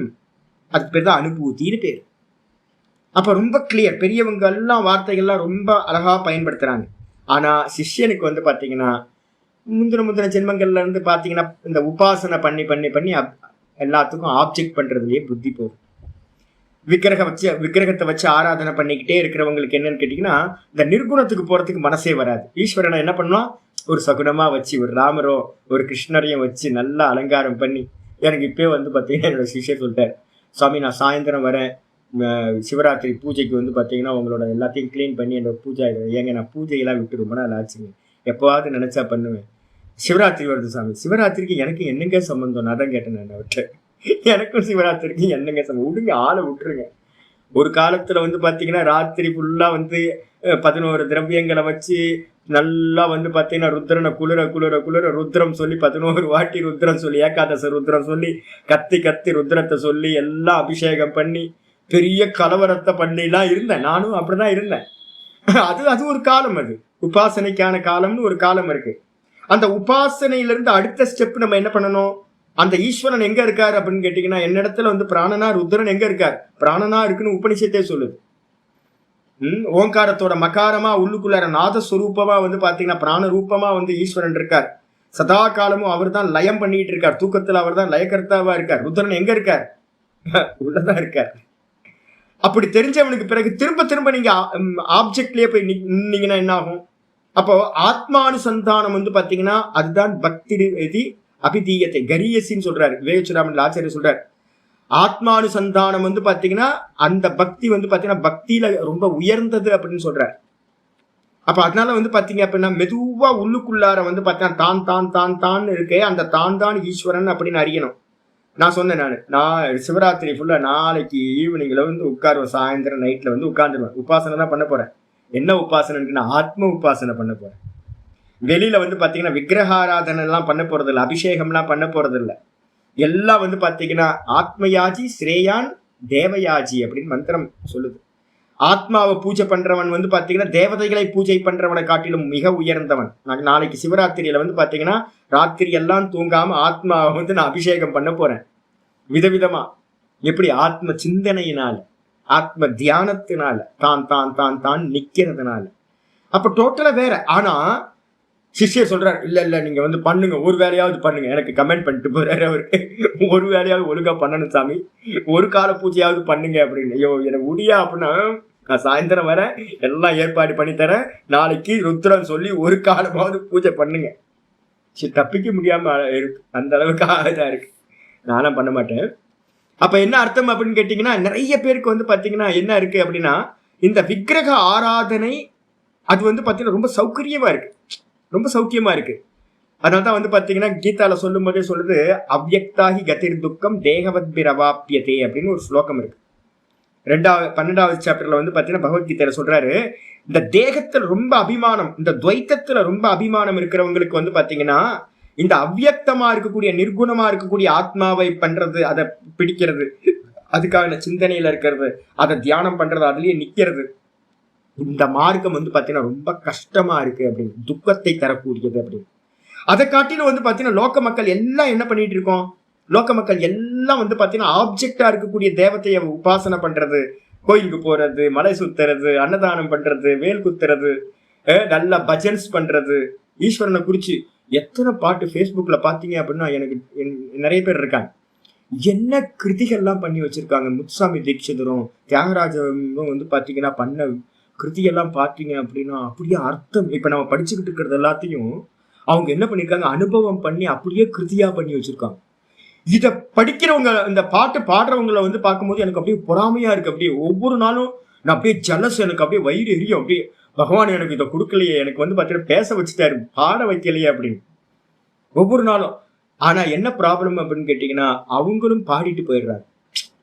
ஒரு டைம் என்னாச்சு அப்படின்னு கேட்டீங்கன்னா, ஒரு நல்ல மியூசிஷியன் அமெரிக்காவில் இப்போ இருக்காங்க, அம்மா பொண்ணு 2 பேர், பேர் மறந்து போச்சு எனக்கு, ரொம்ப சம்மந்தம் இல்லாமல், ரொம்ப எக்ஸலண்ட்டான ப்ரோக்ராம் பண்ணுறவங்க, நல்ல ஸ்டேஜ் ப்ரோக்ராம் பண்ணுறவங்க. ஒரு சாமியோட ஆசிரமத்தில் வந்து சண்டிகாமத்தில் கலந்துக்கிட்டோம். அப்போ அவங்க இருந்தாங்க, என்னை திருவண்ணாமலையில் ட்ராப் பண்ணுறேன் அப்படின்னு சொன்னாங்க. சரி, நான் அவங்க வண்டியில் காரில் வந்தேன். அவங்க பாடும்போது அந்த அவங்க வந்து ராகம் தாளத்துல இருந்து பாடுறாங்க. நான் வந்து பாத்தீங்கன்னா அப்படியே லயிச்சு போய் அப்படியே எனக்கு கையெடுத்து கும்பிடலாம் போல இருந்துச்சு. என்னன்னு கேட்டீங்கன்னா, பாடல்கள் எல்லாம் வேதாந்தம் வேதாந்தம் வேதாந்தம், சுத்த வேதாந்தம் அனுபவத்துல இருந்து பாடியிருக்காங்க. தியாகராஜ பிரம்மெல்லாம் பாடினதெல்லாம் பாத்தீங்கன்னா, ஐயோ, முத்துசாமி தீட்சிதர் கிருதியெல்லாம் அவ்வளவு அற்புதமான கிருதியெல்லாம் இருக்கு. எல்லாத்தையும் எடுத்து, அதுவும் இவரெல்லாம் சதாசிவ பிரம்மேந்திரர்லாம் படிச்சீங்கன்னா அவ்வளவுதான், அப்படி இருக்கு. இதெல்லாம் கேட்டதுக்கு பிறகு எனக்கு வந்து ஒரு அல்பமா புழு மாதிரி ஆயிப்போச்சு. போயிட்டேன் நான் வந்து பாத்தீங்கன்னா, சாமின்னு என்னை உட்கார வச்சிருக்காரு. சாமி வந்து நான் சீஃப் கெஸ்ட் மாதிரி இருக்கேன். அந்த அந்த அவங்க பாட ஆரம்பிச்சதுக்கு பிறகு எனக்கு ஃபீலிங் என்ன ஆச்சு அப்படின்னு கேட்டீங்கன்னா, சே, நான் பிறந்ததே வேஸ்ட். நான் ஒரு சாமியார்னு சொல்லிக்கிட்டு, வேதாந்தின்னு சொல்லிக்கிட்டு, சே, எனக்கு என்னால இந்த மாதிரி பாவம் வரலையே அப்படின்னு நான் அவங்கள ரொம்ப உத்தமமா நினைச்சுக்கிட்டு அவங்க கூட யாத்திரை பண்றதுக்கு ஸ்டார்ட் பண்ணேன். யாத்திரையை ஸ்டார்ட் பண்ணி ஒரு ஒரு அரை மணி நேரத்துக்குள்ளார எனக்கு தெரிஞ்சு போச்சு அவங்க பெரிய ஜீரோ அப்படின்னு தெரிஞ்சு போச்சு. என்ன அப்படின்னு கேட்டீங்கன்னா, சப்தத்துல நின்றுட்டாங்களுடைய, ராகம் தாளம் சப்தம் இதுலயே நின்றுட்டாங்களுடைய, அதுக்கு பின்னாடி இருக்கக்கூடிய அர்த்தத்தை வந்து பாத்தீங்கன்னா அர்த்தம் பண்ணணும்னா என்ன வேணும், சிரவணம் பண்ணாதான் அர்த்தம் தெரியும். ஏதாவது ஒரு குருநாதர்கிட்ட இருந்து சிரவணம், நானும் மியூசிஷியன்ஸ் யாராவது வந்து சிரவணம் பண்ணுவாங்கன்னு பாக்குறேன், யாருமே வர்றதே இல்லை. பெரிய பெரிய ஆட்கள்லாம் பார்த்துக்கிட்டே இருக்கேன், நல்லா பாடுறவங்களா இருக்காங்க. எனக்கு தெரிஞ்சு நிச்சஸ்ரீ மகாதேவன்லாம் நல்லா பார்த்துருக்கேன், பக்கத்துலயே இருந்து பார்த்துருக்கேன், ஒன்றும் இல்லை. அதே மாதிரி வந்து பார்த்தீங்கன்னா, இப்போ இது இருக்காங்கல்ல, என்னது, அனுராதா ஸ்ரீராம், அவங்கெல்லாம் நல்லா தெரியும். அவங்க அனுராதா ஸ்ரீராமோட ஹஸ்பண்ட் வந்து பார்த்தீங்கன்னா ஸ்ரீராம் இருக்காரு. ஐயோ, எக்ஸலண்டான பர்சன், நம்பர் 1 அவர்லாம். அனுராதாவை காட்டிலும் பல மடங்கு அதிகமா நல்லா மியூசிக் தெரிஞ்சவர் வந்து பாத்தீங்கன்னா ஸ்ரீராம். ரொம்ப மாஸ்டர்னா மாஸ்டர் எல்லாத்துலயும். ஆனா வந்து பாத்தீங்க அப்படின்னா, கிரிவலம் போகும்போதெல்லாம் பாடுவார். ஆனா வந்து பாடினார்னா ரொம்ப அற்புதமா பாடுவார். நான் லயிச்சு போய் நைட்டு 1 மணி 2 மணிக்கு கிரிவலம் பண்ணுவோம். யாரும் இருக்க மாட்டாங்க கிரிவலம் பார்த்தேன். இவர் மட்டும் ஏகாந்தமா பாடிட்டு வருவார். பாடிக்கிட்டு வந்தா அற்புதமா இருக்கும். ஆனா அவர் கிளியரா சொல்லுவார், சாமி எனக்கு இதெல்லாம் தெரியாது, எனக்கு என்னன்னா சங்கத்தி என்ன, மனசு எங்க நிக்கும், சங்கத்திலேயே தான் நிக்கும். ராகம் தாளம் சங்கத்தி ஆலாபனம் இதுலயே தான் நிக்க முடிய, அர்த்தத்துக்கு போகவே போக. அர்த்தத்துக்கு போயிருந்தா சன்னியாசி ஆயிருப்பாங்க, வைராக்கியம் வந்திருக்கும். ஆனா யாருக்கும் வராது. உங்களுக்கு இந்த சப்தத்திலேயே வந்து பாத்தீங்கன்னா நின்றுடுறாங்க. அப்போ என்ன அர்த்தம் அப்படின்னு கேட்டீங்கன்னா, பொதுவா வந்து பாத்தீங்கன்னா இந்த அர்த்த கிரகணத்துல நிக்கிறதுன்றது ரொம்ப சாமர்த்தியமாயிடும். அது ஒரு அனுக்கிரகம். அது சப்தத்தை தாண்டி, அப்ப அந்த சப்தத்தை தாண்டி வந்து பாத்தீங்கன்னா போறதுக்கு நிறைய பேருக்கு பிடிக்கவே பிடிக்காது. அதை காட்டிலும் சௌக்கியமா என்ன பண்ணலாம், ஒரு தேவத்தையை வச்சுட்டு அழகா அலங்காரம் பண்ணி நல்லா பஜன்ஸ் பண்ணி ஒரு கீர்த்தனையை பாடிட்டு நல்ல ஒரு தீபாராதனை காட்டி, நீ வேற நான் வேற அப்படியே இருந்துக்கோ, நீ வந்து என்னோட ஆத்மாலாம் இல்லை, நீ தூரமாவே இரு, நான் தூரமாவே இருக்கேன் அப்படின்னு துவைத்தத்திலேயே இருக்கிறது ரொம்ப கம்ஃபர்டபுளா இருக்கு. அந்த ஈஸ்வரன் எனக்குள்ளார இருக்கார், எல்லாத்துக்குள்ளாரே நிர்குணமா இருக்காரு அப்படின்னா ஆரத்தி காட்ட முடியாது இல்ல. மெயின் ப்ராப்ளம் என்னன்னு கேட்டீங்கன்னா, ஆரத்தி காட்ட முடியாது, உள்ளுக்குள்ளதான் போய் பார்க்க முடியும். வெளியில எந்த ஒரு ஆடம்பரமும் இருக்காது, ஒன்னும் ஒரு மண்ணங்கட்டியும் இருக்காது, விசிராந்தியா இருக்கும், வேற எதுவும் இருக்க முடியாது. அது நிறைய பேருக்கு அக்செப்ட் பண்ண முடியாது. அப்ப அந்த துவைத்தத்துல வந்து பாத்தீங்கன்னா இருக்கிறதுக்கு தான் எல்லாத்துக்கும் ஆசை இருக்கு. அதுதான் அனாதி காலத்துல இருந்து நமக்கு என்னவா இருக்குன்னா, புத்திக்குள்ளார எல்லா ஜீவர்களுக்கும் இருக்கு. ஈஸ்வரன் எங்க இருக்கார், ஈஸ்வரன் எங்கேயோ பரலோகத்துல இருக்கார், கைலாயத்துல வைகுண்டத்துல இருக்கார். ஈஸ்வரன் எங்க இருக்கார், எனக்கு வேறாதான் இருக்கார். எனக்கு வந்து அனன்யமா அவர் இல்லை, நானா அவர் இல்லை, அப்படின்னு பதிஞ்சு போயிருக்கு. அப்போ குருநாதர் வந்து பாத்தீங்கன்னா போன மந்திரத்துல அவர் வந்து பாத்தீங்கன்னா ஆத்ம தத்துவம் தானா இருக்கார். அந்த பிரம்மம் ததேவ பிரம்மத்துவம் வித்தி, உன்னுடைய ஆத்மா தான் அது அந்த பிரம்மம் அப்படின்னு சொல்லியும் கூட சிஷ்யன் வந்து பாத்தீங்கன்னா ஒரு உபாசன பிடிப்போட இருக்கான்னு வச்சுங்க. அப்ப என்ன ஆகும் அப்படின்னா அவனால அந்த அத்வைதத்தை வந்து பாத்தீங்கன்னா கிரகணம் பண்ண முடியாது. அவன் புத்தி திரும்ப திரும்ப திரும்ப எங்க போய் நிற்கும்? ஆப்ஜெக்ட் பண்றதுலயே ஒரு ஈஸ்வர ரூபத்திலேயே இருக்கும்.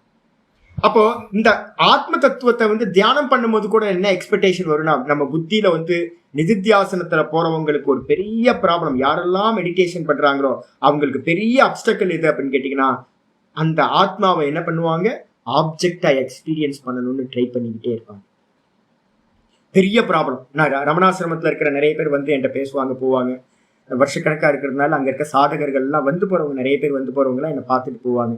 எல்லாத்துக்கும் என்ன இருக்கு அப்படின்னு கேட்டீங்கன்னா, ஆத்மாவை வந்து பாத்தீங்கன்னா ஆப்ஜெக்டா எக்ஸ்பீரியன்ஸ் பண்ணணும். எப்படி? ஒரு ரூபமா, ஒரு தேவதை மாதிரி. எனக்கு வந்து பாத்தீங்கன்னா ஆத்ம அனுகிரகம் நடந்துருச்சு அப்படின்னு சொல்லணும் அப்படின்னா இருக்கு. அப்போ சிஷ்யனும் வந்து பாத்தீங்கன்னா ஒருவேளை, அதான் இங்க மந்திரத்துக்கு வந்துருங்க, ஒருவேளை சிஷ்யா நீ வந்து பாத்தீங்கன்னா உபாசனை பண்ணிட்டு வந்துட்டு இப்ப அத்வைத்தத்துக்கு வந்திருக்க, ஒருவேளை நீ நினைப்பாயாகில், எப்படி நினைப்ப?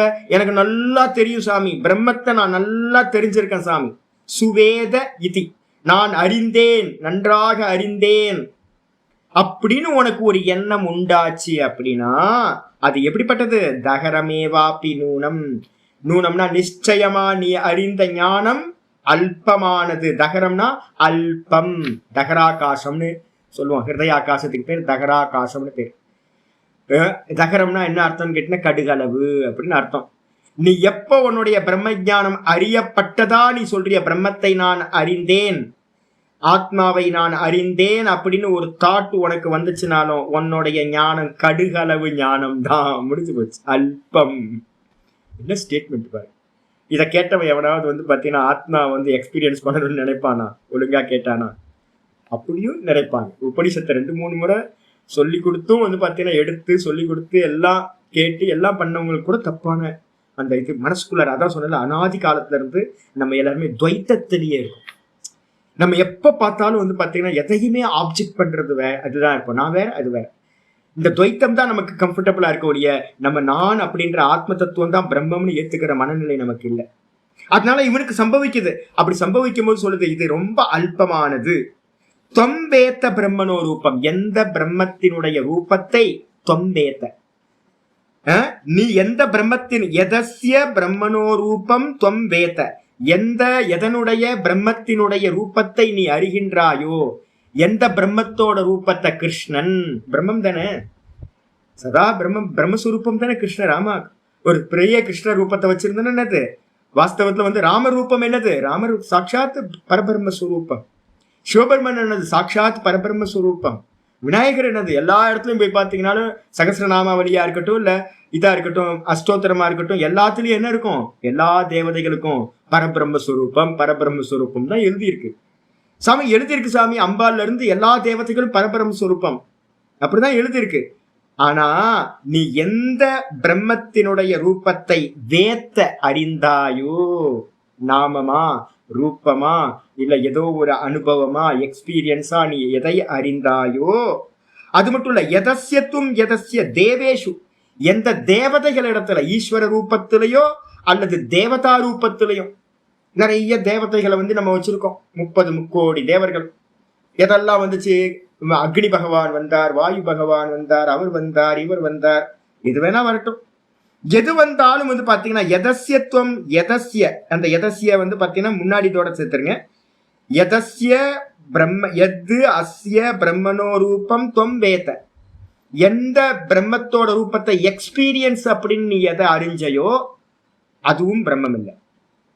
அதே மாதிரி எதஸ்ய தேவேஷு, தேவதா ரூபங்களா நீ எந்த பிரம்மத்தை நீ அறிந்தாயோ அதுவும் வந்து பாத்தீங்கன்னா இல்லை. மெடிடேஷன் பண்றவங்க எல்லாம் எக்ஸ்பீரியன்ஸை வந்து பாத்தீங்கன்னா தேவதா ரூபமா இல்லை, எக்ஸ்பீரியன்ஸை வந்து டிபெண்ட் பண்ணியிருப்பாங்க. அப்ப பிரம்ம ரூபம் வந்து பாத்தீங்கன்னா பிரம்மமா ஒரு எக்ஸ்பீரியன்ஸ் எதெல்லாம் வந்துச்சோ அறியப்பட்டதோ அது கண்டிப்பா இல்லை. அதே மாதிரி தேவதையா நீ எந்த தேவதா விஷயத்துல ஆராதனை பண்ணி எந்த தியானத்துல வந்து தேவதா வந்து அனுகிரகம் பண்ணுதோ அந்த ரூபம் வந்து பாத்தீங்கன்னா காலியே இருந்தாலும் யாருக்கு? நம்ம பரமஹம்சருக்கு வந்து மகாகாளி வந்து பார்த்தீங்கன்னா பிரத்யட்சமாகறாங்க. வித்யாரண்ய சுவாமிக்கு வந்து பார்த்தீங்கன்னா காயத்ரி வந்து தேவி வந்து பார்த்தீங்கன்னா பிரத்யட்சமாகறாங்க. ஒவ்வொருத்தருக்கும் வந்து பார்த்தீங்கன்னா தேவதைகள் வந்து பிரத்யட்சமானது நிறைய இருக்கு. அது எல்லாமே எந்த ரூபத்தை நீ பார்க்கிறாயோ அதுவும் கூட வந்து பார்த்தீங்கன்னா தகரமேவாபி, கண்டிப்பா அல்ப அளவுதான். ஏன்னு கேட்டீங்கன்னா ஒரு நாமம் ஒரு ரூபம் வந்துச்சுனாவே அது லிமிட்டுக்குள்ளார வந்துடும். அது அன்லிமிட்டட். பிரம்மன்றதுக்கு அர்த்தம் என்னன்னு கேட்டீங்கன்னா அன்லிமிட்டட். ஆத்மான்றதுக்கு அர்த்தம் என்னன்னா அன்லிமிட்டட். எப்போ நீங்க ஒரு எக்ஸ்பீரியன்ஸ் கிடைக்குதோ மறுநாள் பார்த்தீங்கன்னா இருக்காது. ஒரு வாட்டி என்னாச்சு அப்படின்னு கேட்டீங்கன்னா, அப்பெல்லாம் தெரியாது, இந்த மந்திரங்கள்லாம் தெரியாது, குருநாதர் இல்லை. நானா ஏதாவது சென்னையில் இருக்கும்போது ஏதாவது படிப்பேன். வந்து டெய்லி வந்து பார்த்தீங்கன்னா மெடிடேஷன் பண்ணுறதுக்காக நம்ம வடபழனி கோயில் ரொம்ப அற்புதமான ஒரு, இப்போலாம் போச்சு, இப்போ எப்படி இருக்குன்னு தெரில. அங்கே ஒரு மெடிடேஷன் ஹால் ஒன்று இருக்கும். நல்லா பட்டாபிஷேக ராமர் வந்து வச்சுருப்பாங்க. நான் ஃபஸ்ட்டு ஆரம்பித்தது ராமர் தான் நம்மளோட இஷ்ட தேவதா. நல்லா பட்டாபிஷேக ராமர். நான் உட்காந்து யாரும் மெடிடேஷன் ஹாலுக்குள்ளார யாரும் வரமாட்டாங்க. எல்லாம் பூஜை புனஸ்காரம் பண்ணி முடிச்சுட்டு போயிட்டே இருப்பாங்க. ரொம்ப அற்புதமான ஹால். எதாச்சும் போய் உட்கார்ந்தேன். நல்லா அந்த இடம் அமைஞ்சுது. டெய்லி போய் ஒரு 2 மணி நேரம் 3 மணி நேரத்துக்கு அங்கே உட்காரும். ஆஃபீஸ் முடிஞ்சோன்னு ஒரு 4-5 மணிக்கெலாம் போயிடுவேன். இது போயிட்டே இருக்கும்போது ஒரு நாள் என்னாச்சு அப்படின்னு கேட்டிங்கன்னா, இதெல்லாம் சொல்கிறேன், இதெல்லாம் அனுபவங்கள் சொன்னால் தான் சரியாக புரியும் உங்களுக்கு. ஒரு நாள் என்னாச்சு அப்படின்னு கேட்டிங்கன்னா, ஏதோ ஒரு முகூர்த்த நாள். அந்த முகூர்த்த நாள் அப்போ என்ன ஆயிடுச்சு அப்படின்னு கேட்டிங்கன்னா, ஒரே க்ரௌடு, நிறைய க்ரௌடு. அந்த க்ரௌட் இருக்கவங்க என்னென்னா கியூரியாசிட்டி இருக்கும்ல, மெடிடேஷன் ஹால்னா என்னென்ன எட்டி பார்க்குறது. நல்லா உட்காந்து மெடிடேட் பண்ணிட்டு இருக்கும்போது எல்லாம் வந்து வந்து வந்து வந்து உள்ளே வந்து பார்க்க கடுப்பாகி போச்சு எனக்கு. போங்கடா அப்படின்ட்டு எந்திரிச்சு போய் பின்பக்கம் வந்து மண்டபம் ஒன்று இருக்குது. அந்த மண்டபத்தில் வந்து பார்த்தீங்கன்னா கூட்டம் யாருமே இல்லை. நான் என்ன பண்ணேன், அந்த மண்டபத்துக்கு பின்பக்கம் ஒரு தூணுக்கு பின்பக்கம் யாருக்கும் தெரியாமல் நான் திரும்ப என்னோட மெடிடேஷனை கண்டினியூ பண்ண ஆரம்பித்தோன்னே இந்த புண்ணியம் வந்து பார்த்தீங்கன்னா ஒவ்வொருத்தருக்கும் ஒரு புண்ணியம் இருக்குது. இந்த புண்ணியங்கள் எல்லாமே இப்போ நம்ம பாடம் கேட்குறோன்னு வச்சுங்களேன், இதுக்கு வந்து எவ்வளோ புண்ணியம் தேவைப்படுன்னு உங்களுக்கு தெரியாது. ஒரு கேனோபனிஷத்தை வந்து சங்கர பாஷ்யத்தை வந்து வியாக்கியானம் பண்ணி அதை கேட்கணும் அப்படின்னா அதுக்கான சமயத்தை வந்து பகவான் நமக்கு கொடுத்துருக்காரு அப்படின்னா பெரிய புண்ணியம். லோக்கத்தில் வந்து மனுஷியானாம் சகஸ்திரேஷு அப்படின்னு சொல்லப்பட்டிருக்கு. அப்போ வந்து பார்த்தீங்கன்னா ஆயிரக்கணக்கான மனுஷங்கள்ல யாரோ ஒருத்தருக்கு தான் உபனிஷத்து கேட்கறதுக்கு. இப்போ இதே மாதிரி வந்து பார்த்தீங்கன்னா மெடிடேஷன் பண்ணுறவங்களுக்கும் வந்து பார்த்தீங்கன்னா புண்ணியம் வந்து பார்த்தீங்கன்னா வேலை செய்யும். உங்களுக்கே வந்து பார்த்தீங்கன்னா நான் சொல்கிறது ஏதாவது வந்து பார்த்தீங்கன்னா நல்ல புண்ணியம், உத்கிருஷ்டமான புண்ணியம் எப்போவாவது எக்ஸாஸ்ட் ஆகும்போது நான் சொல்கிற வார்த்தை வந்து அதோட உண்மையிலேயே எக்ஸாக்டாக நான் என்ன சொல்கிறேன்னா அது வந்து டக்குன்னு புரிஞ்சிடும். கொஞ்சம் கம்மியாக இருந்துச்சு அப்படின்னா புரிதலில் கொஞ்சம் கம்மியாக இருக்கும்.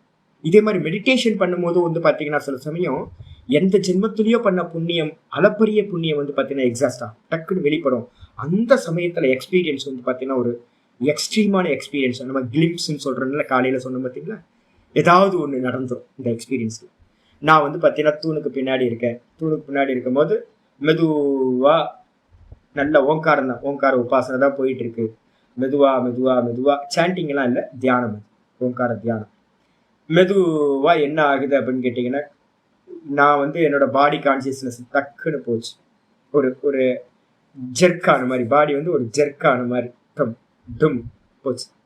போனதுக்கு பிறகு வந்து பார்த்தீங்கன்னா என்னோட பாடி வந்து பார்த்தீங்கன்னா அப்படியே க்ரோத் ஆக ஆரம்பிக்குது. என்னோட இந்த பாடிக்கு வந்து ஒரு நம்ம எக்ஸிஸ்ட் தெரியல என்னோட பாடி அப்படின்னு.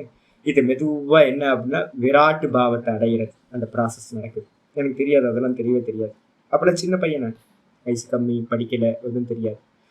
அப்போ வந்து பார்த்தீங்கன்னா ஒரு எக்ஸ்பீரியன்ஸ் மெதுவாக இந்த இது பண்ணது வந்து பார்த்தீங்கன்னா பாடி வந்து க்ரோத் ஆகிட்டே இருக்கு. ஒரு டைமுக்கு மேலே என்னோட பாடி வந்து பார்த்தீங்கன்னா ஆகாசம் மாதிரி விரிஞ்சு போயிருக்கு. என்னால் ஹெவினஸ் தாங்க முடியல. அந்த அந்த அந்த என்னோட உடம்பெல்லாம் வந்து பார்த்தீங்கன்னா அப்படின்னா ஏதோ பெரிய ஒரு ராட்சச உடம்பு மாதிரி ஃபீலிங். கண்ணு மூடியிருக்கேன். என்னோட இது வந்து பார்த்தீங்கன்னா அப்படியே க்ரோத் ஆகி வானத்துக்கும் பூமிக்கும் வந்து பார்த்தீங்கன்னா பெருசாக ஆகுது. இதுக்கு பேர் என்ன பேர் அப்படின்னு கேட்டிங்கன்னா விராட்டு பாவத்தை பிராப்தி பண்ணுறது. எனக்கு ஒரு டைமுக்கு மேலே என்னால் அதை வந்து தாரணம் பண்ணி அதில் நிற்க முடியல. இவர் சொல்கிறார், நம்ம பரமஹம்சர் சொல்கிறாரு, இந்த குடிசைக்குள்ள வந்து பார்த்தீங்கன்னா யானை புகுந்தா தாங்குமா, குடிசை தாங்குமா, யோசிச்சு பாருங்க. அது மாதிரி நீங்கள் சரியான ப்ரிப்பேர் இல்லாமல் ஒரு எக்ஸ்பீரியன்ஸ், ஒரு விராட்டு பாவம் வந்துச்சுன்னு வச்சுங்களேன், இந்த பாடி தாங்காது. அப்போ அதுக்குன்னு ப்ரிப்பரேஷன் இருக்கு. அதுக்குன்னு தான் நம்ம வந்து சாஸ்திரம் என்ன பண்ணுதுன்னா நல்ல புண்ணிய கர்மத்தை நிஷ்காமியமாக பண்ணு, ஈஸ்வர அனுகிரகங்கள்லாம் உண்டாகட்டும் அப்படின்னு சொல்லுது. அப்போ அந்த சின்ன வயசு எனக்கு எதுவுமே தெரியாது. அது மாதிரி ஒரு அற்புதமான அனுபவம் வந்து பார்த்தீங்கன்னா என்னோட ஜீவனத்துல வந்து பார்த்தீங்கன்னா நடந்ததே இல்லை அது வரைக்கும். அப்ப அந்த அனுபவம் நடந்ததுக்கு பிறகு வந்து பார்த்தீங்கன்னா அந்த பாடி கான்சியஸ்னஸ் வந்து பார்த்தீங்கன்னா எப்படி பாடி கான்சியஸ்ல இருந்து டக்குன்னு ஒரு ஸ்பிரிட் ஆகி இந்த அனுபவம் வந்துச்சோ, அதே மாதிரி அனுபவம் கொஞ்ச நேரத்துல என்ன ஆயிடுச்சுன்னு கேட்டீங்கன்னா அந்த அனுபவம் கட் ஆகி திரும்ப பாடிக்கு வந்தாச்சு. என்னோட கான்சியஸ்னஸ் பாடிக்கு வந்துச்சு.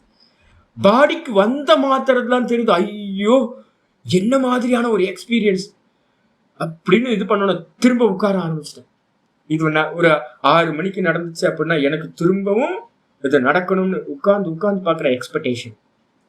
அது வரைக்கும் எனக்கு இது மாதிரி ஒன்று இருக்குன்னு தெரியவே தெரியாது. எக்ஸ்பெக்டேஷனே இல்லை. நிறைய எக்ஸ்பெக்டேஷன் இல்லாம ஈஸ்வர தியானம் நடந்துகிட்டு இருந்துச்சு. அதுக்கப்புறம் வந்து பாத்தீங்கன்னா எக்ஸ்பெக்டேஷன் வர ஆரம்பிச்சிச்சு. அன்னைக்கு நடந்துச்சு இல்ல, அதே எக்ஸ்பீரியன்ஸ் வரும் வரும் வரும் வரும்னு காத்துக்கிட்டே இருந்தேன். ஒரு நாளும் வரவே வரல. இது வரைக்கும் வரல அந்த எக்ஸ்பீரியன்ஸ். ஏன் அப்படின்னு கேட்டீங்கன்னா, சொப்பனத்தை வந்து பாத்தீங்க அப்படின்னா ஒரு சொப்பனம் நீங்க பாக்குறீங்க, மறுநாள் காலையில எனக்கு அதே மாதிரி சொப்பனம் வரணும் அப்படின்னா வருமா? வரவே வராது. ஒரு தோசையே வந்து நேத்து போட்ட தோசை மாதிரி இன்னைக்கு வரமாட்டேங்குதுங்க. ஒரு ரசம் வச்சா நான் தான் யோசிச்சேன், ஒரு ரசம் வந்து பாத்தீங்கன்னா முந்தின நாள் வச்ச ரசம் மாதிரி இன்னைக்கு வைக்க முடியல. நேத்து நல்லா இருந்துச்சு, இன்னைக்கு நல்லா இல்லை. ஒவ்வொரு நாளும் ஒவ்வொரு விதமா தான் இருக்கு. இதே மாதிரி எக்ஸ்பீரியன்ஸ், எல்லா எக்ஸ்பீரியன்ஸும் வந்து பாத்தீங்கன்னா வேற வேற எக்ஸ்பீரியன்ஸா மாறிக்கிட்டே இருக்கும். இந்த மனசு வந்து பாத்தீங்கன்னா நிறைய புண்ணிய வசத்தினால வந்து பாத்தீங்கன்னா விதவிதமான மாயாஜாலங்களை காட்டிக்கிட்டே இருக்கும். நமக்கு எப்படி வெளியில அனுபவங்கள் நடக்குதோ விதவிதமா ஒரே மாதிரி நடக்கிறதுல எல்லா அனுபவங்களும் டெய்லி வேற வேற மாதிரி இருக்கு. அதே மாதிரி மெடிடேஷன்ல உட்காரும் போதும், ஆத்ம தியானத்துக்காக உட்காரும் போதும் விதவிதமான எக்ஸ்பீரியன்ஸ் நடக்கும். இதே மாதிரி வந்து பாத்தீங்கன்னா எனக்கு வந்து பாத்தீங்கன்னா ஒரு சொப்பனத்துல வந்திருக்கு, நல்ல சொப்பனம்லாம் வந்திருக்கு, தேவதா சொப்பனம்லாம். கடவுள்கிட்ட எல்லாம் பேசியிருக்கீங்களா நீங்க? எனக்கு கடவுள்கிட்ட எல்லாம் வந்து பாத்தீங்கன்னா உட்கார்ந்து பேசுன மாதிரிலாம், கிருஷ்ணர்கிட்ட எல்லாம் உட்கார்ந்து பேசுற மாதிரிலாம் சொப்பனம் வந்திருக்கு எனக்கு. ஒரு காலத்துல உபாசகனா இருக்கும்போது தேவதா உபாசனை பண்றோம்னு வச்சுங்க, ரொம்ப தீவிரமா வந்து கிருஷ்ணரை பாவிக்கிறோம்னு வச்சுங்க. நம்ம எப்படி பாவிக்கிறோமோ, எனக்கு வந்து பாத்தீங்கன்னா கிருஷ்ணர்கிட்ட வந்து பாத்தீங்கன்னா கொஞ்சணும், கில்லணும், அடிக்கணும், உதைக்கணும், அது மாதிரி ஒரு பாவம் எனக்கு, ஒரு மித்திர பாவம் எனக்கு. அந்த மித்திர பாவம் இருக்கும்போது வந்து பாத்தீங்கன்னா நான் நிறைய பாவிப்பேன் உள்ளுக்குள்ளார. ஒரு காலத்துல பிரம்மச்சாரியா இருக்கும்போது இந்த பாவம் வந்து பாத்தீங்கன்னா பகல்ல நம்ம என்ன பாவம் பண்றோமோ அதுதானே ரிஜிஸ்டர் ஆகுது மனசுக்குள்ளார. அது வந்து பாத்தீங்கன்னா ராத்திரியில வந்து பாத்தீங்கன்னா அது வேற ஒரு கட் அண்ட் பேஸ்ட்லாம் பண்ணி ஒன்னா நமக்கு பிரசன்ட் பண்ணும், ஒரு சொப்பனமா நடக்கும். அப்போ அது மாதிரி நடக்கும்போது என்னன்னா, நம்ம பார்த்த கிருஷ்ணர், நம்ம பார்த்த இந்த கிருஷ்ணர் சீரியல் ஏதாவது பார்த்திருப்போம், மகாபாரதம் பார்த்திருப்போம், இதுல இருக்கிறதெல்லாம் உள்ளுக்குள்ளார போய் உள்ள கிடக்கும், நம்ம பாவிச்சிருப்போம். இதெல்லாம் சேர்ந்து ஒரு கிருஷ்ண ரூபத்தை வந்து பாத்தீங்கன்னா நமக்குள்ளார முந்தின ஜென்மத்துல என்னெல்லாம் பண்ணிருக்கோமோ அதெல்லாம் சேர்ந்து வந்து பாத்தீங்கன்னா ஒரு எக்ஸ்பீரியன்ஸா, ஒரு சொப்பனமா நமக்குள்ளார நடக்கும். அற்புதமா சொப்பனம்லாம் இருக்கு, கடவுளோட பேசுற மாதிரிலாம் இருக்கு. ஒரு க்ஷணம் வந்தா கூட வந்து பாத்தீங்கன்னா பரம பவித்திரமா இருக்கும். மறுநாள் காலைல ஒரே சந்தோஷம். நமக்கு என்ன ஆசை இருக்குன்னு கேட்டீங்கன்னா, திரும்ப எப்போ வருவார், எப்போ வருவாரோ அப்படின்னு பாட்டு பாடிட்டே இருக்க வேண்டியதுதான், எப்போ வருவாரோன்னு. வரவே மாட்டார். அதுக்குன்னு ஒரு புண்ணியம் இருக்கு. அப்போ எந்த எக்ஸ்பீரியன்ஸ் நடந்தாலும் நீங்க வந்து பாத்தீங்கன்னா ஆத்ம தியானத்துல இருக்கும் போது அது வந்து பாத்தீங்கன்னா கிருஷ்ணரே வந்தாலும் கூட, என்னது தேவேஷு அதனு மீமாம்சியமே, தேவதா ரூபங்கள்ல நீ எந்த பிரம்மத்தின் ரூபத்தை பார்த்தாயோ, கிருஷ்ணரா, ராமரா, சிவபெருமானா, நீ எதை பார்த்தாயோ, இல்ல அப்படின்னா ஏதாவது உனக்குள்ளார விராட்டு பாவத்தையோ இல்ல ஹிரண்ய கர்ப்ப பாவத்தையோ உனக்கு எக்ஸ்பீரியன்ஸ் நடந்திருந்தாலும் உன்னோட மெடிடேஷன்ல, இந்த ரெண்டுத்துலையும் நீ அறிஞ்சு உடனே வந்து பாத்தீங்கன்னா வெளியில இப்ப யூடியூப்ல எல்லாம் வந்து பாத்தீங்கன்னா நிறைய பேருக்கு இது தெரியாது இல்ல, இது ஒரு குருநாதர்கிட்ட இருந்து போனாதான் தெரியும். இதெல்லாம் வந்து மைல் ஸ்டோன்பா, இதெல்லாம் கிராஸ் பண்ணி போகணும், வரப்போகுது. உங்களுக்கு வந்து பாத்தீங்கன்னா யோக சூத்திரத்துல நிறைய டிராவல் பண்ணும்போது என்னெல்லாம் வரப்போகுதுன்னு நம்ம சொல்ல போறோம். ஆனா ஒரு குருநாதர் மூலமா எல்லாத்தோட விஷன் ஒருத்தருக்கு கிடைக்கலன்னா என்ன ஆயிடும், கிடைச்சதை வந்து அவங்க நினைப்பாங்க இதுதான் அல்டிமேட், இதுதான் ஆயிடுச்சு அப்படின்னு நினைப்பாங்க. ஒரு விராட்டு பாவத்தோட இது லைட்டா கிடைச்ச மாத்திரத்திலேயே, இல்ல ஒரு கிருஷ்ணரோ ராமரோ இல்ல வந்து அம்பாலோ வந்து பாத்தீங்கன்னா லைட்டா வந்தாங்கன்னா, உபனிஷத்துல சொல்லுது, சாந்தோக்கியத்துல வந்து பாத்தீங்கன்னா ஒண்ணு சொல்லுது, உபாசனை எப்ப சித்தி ஆகும் அப்படின்னும் போது அரிஷ்டம்னு ஒண்ணு சொல்லுவோம். அரிஷ்டம்னா ஆயுர்வேதத்துல சொல்ற மருந்து இல்லை, அரிஷ்டம்னா ஒரு பாட்டில கொடுக்குற அரிஷ்டம் இல்லை. அரிஷ்டம்ன்றதுக்கு அர்த்தம் வந்து பாத்தீங்கன்னா உபாசனையில இதெல்லாம் தெரிஞ்சு வச்சுக்கோங்க, இதெல்லாம் தெரிஞ்சாதான் நல்லது. அரிஷ்டம்னா என்ன அப்படின்னு கேட்டீங்கன்னா, நான் ஒரு தேவத்தையை உபாசனை பண்றேன் தீவிரமா, ஏதோ புரஸ்சரணம், ஓங்கார புரஸ்சரணமோ இல்ல வந்து காயத்ரி புரஸ்சரணமோ ஏதோ ஒரு மந்திர ஜபத்துல தீவிரமா இருக்கும், ஒரு உபாசனையில இருக்கேன். அப்ப அந்த உபாசனை வந்து பாத்தீங்கன்னா எப்படி எனக்கு வந்து சித்தமாச்சா இல்லையான்னு எப்படி தெரியும்? ஈஸ்வரன் அனுகிரகம் பண்ணியிருக்காரா இல்லையான்னு எனக்கு தெரியணுமே. அப்ப வந்து பாத்தீங்கன்னா சொல்லுது என்னன்னு கேட்டீங்கன்னா, வாழைக்குமரி ரூபத்துல பாலா. பாலான்னா என்ன அர்த்தம்? ஒரு 6 வயசு 5-5.5 வயசு 6 வயசு 7 வயசுக்குள்ளார இருக்கிற ஒரு சின்ன பொண்ணா வந்து பாத்தீங்க அப்படின்னா சொப்பனத்துல வந்து பாத்தீங்கன்னா வந்துட்டு அனுகிரகம் பண்ணிட்டு போயிடுவா.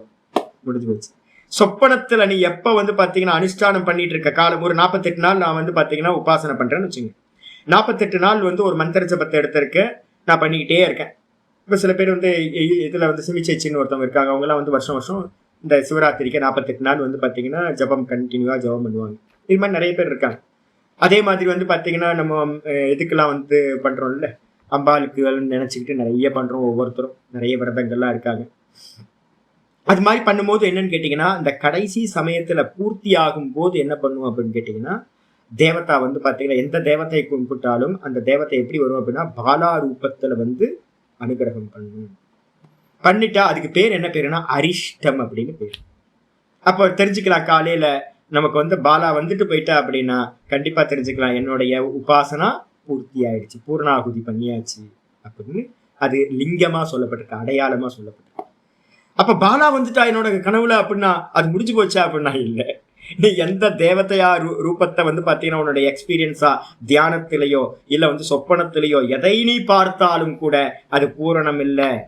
அப்ப என்ன அர்த்தம்? அது பிரம்மம் சொல்லிட்டு நான் வந்து ஈஸ்வரனை சாட்சாத்காரம் பண்ணிட்டேன், அவ்வளவுதான் முடிச்சு போச்சு, நான் முக்தனாக்கும் அப்படின்னு வெளியில போய் சொன்னேன் அப்படின்னா உன்னோட ஞானம் அல்பம் தான், கடுகளவு தான் நீ தெரிஞ்சிருக்க. அதனால என்னன்னு கேட்டீங்கன்னா நு தேவேஷு அத்தனை என்ன அர்த்தம்? பிறகு நீ என்ன பண்ணணும்? நான் நினைக்கிறேன்ப்பா, நூ நிச்சயமா மீமாம்சியமேவ, நீ இன்னும் பத்தாது, உனக்கு பாடம் படிச்சது பத்தாது. நீ வந்து பாத்தீங்கன்னா 3வது மந்திரத்தை சரியா இன்னும் படிக்கல. திரும்பவும் 3வது மந்திரத்தை விசாரம் பண்ணு. முதல் கண்டத்துல இருக்கிற ஒவ்வொன்றுத்தையும் பண்ணு. மந்திரம் என்ன சொல்லியிருக்கு? வாக்குக்கு எட்டாதது, கண்ணுக்கு எட்டாதது, காதுக்கு எட்டாதது, அதுக்கப்புறம் மனசுக்கு எட்டாதது, அப்படித்தானே ஒவ்வொன்றா மந்திரங்கள் இருக்கு 4ல இருந்து 8 வரைக்கும்.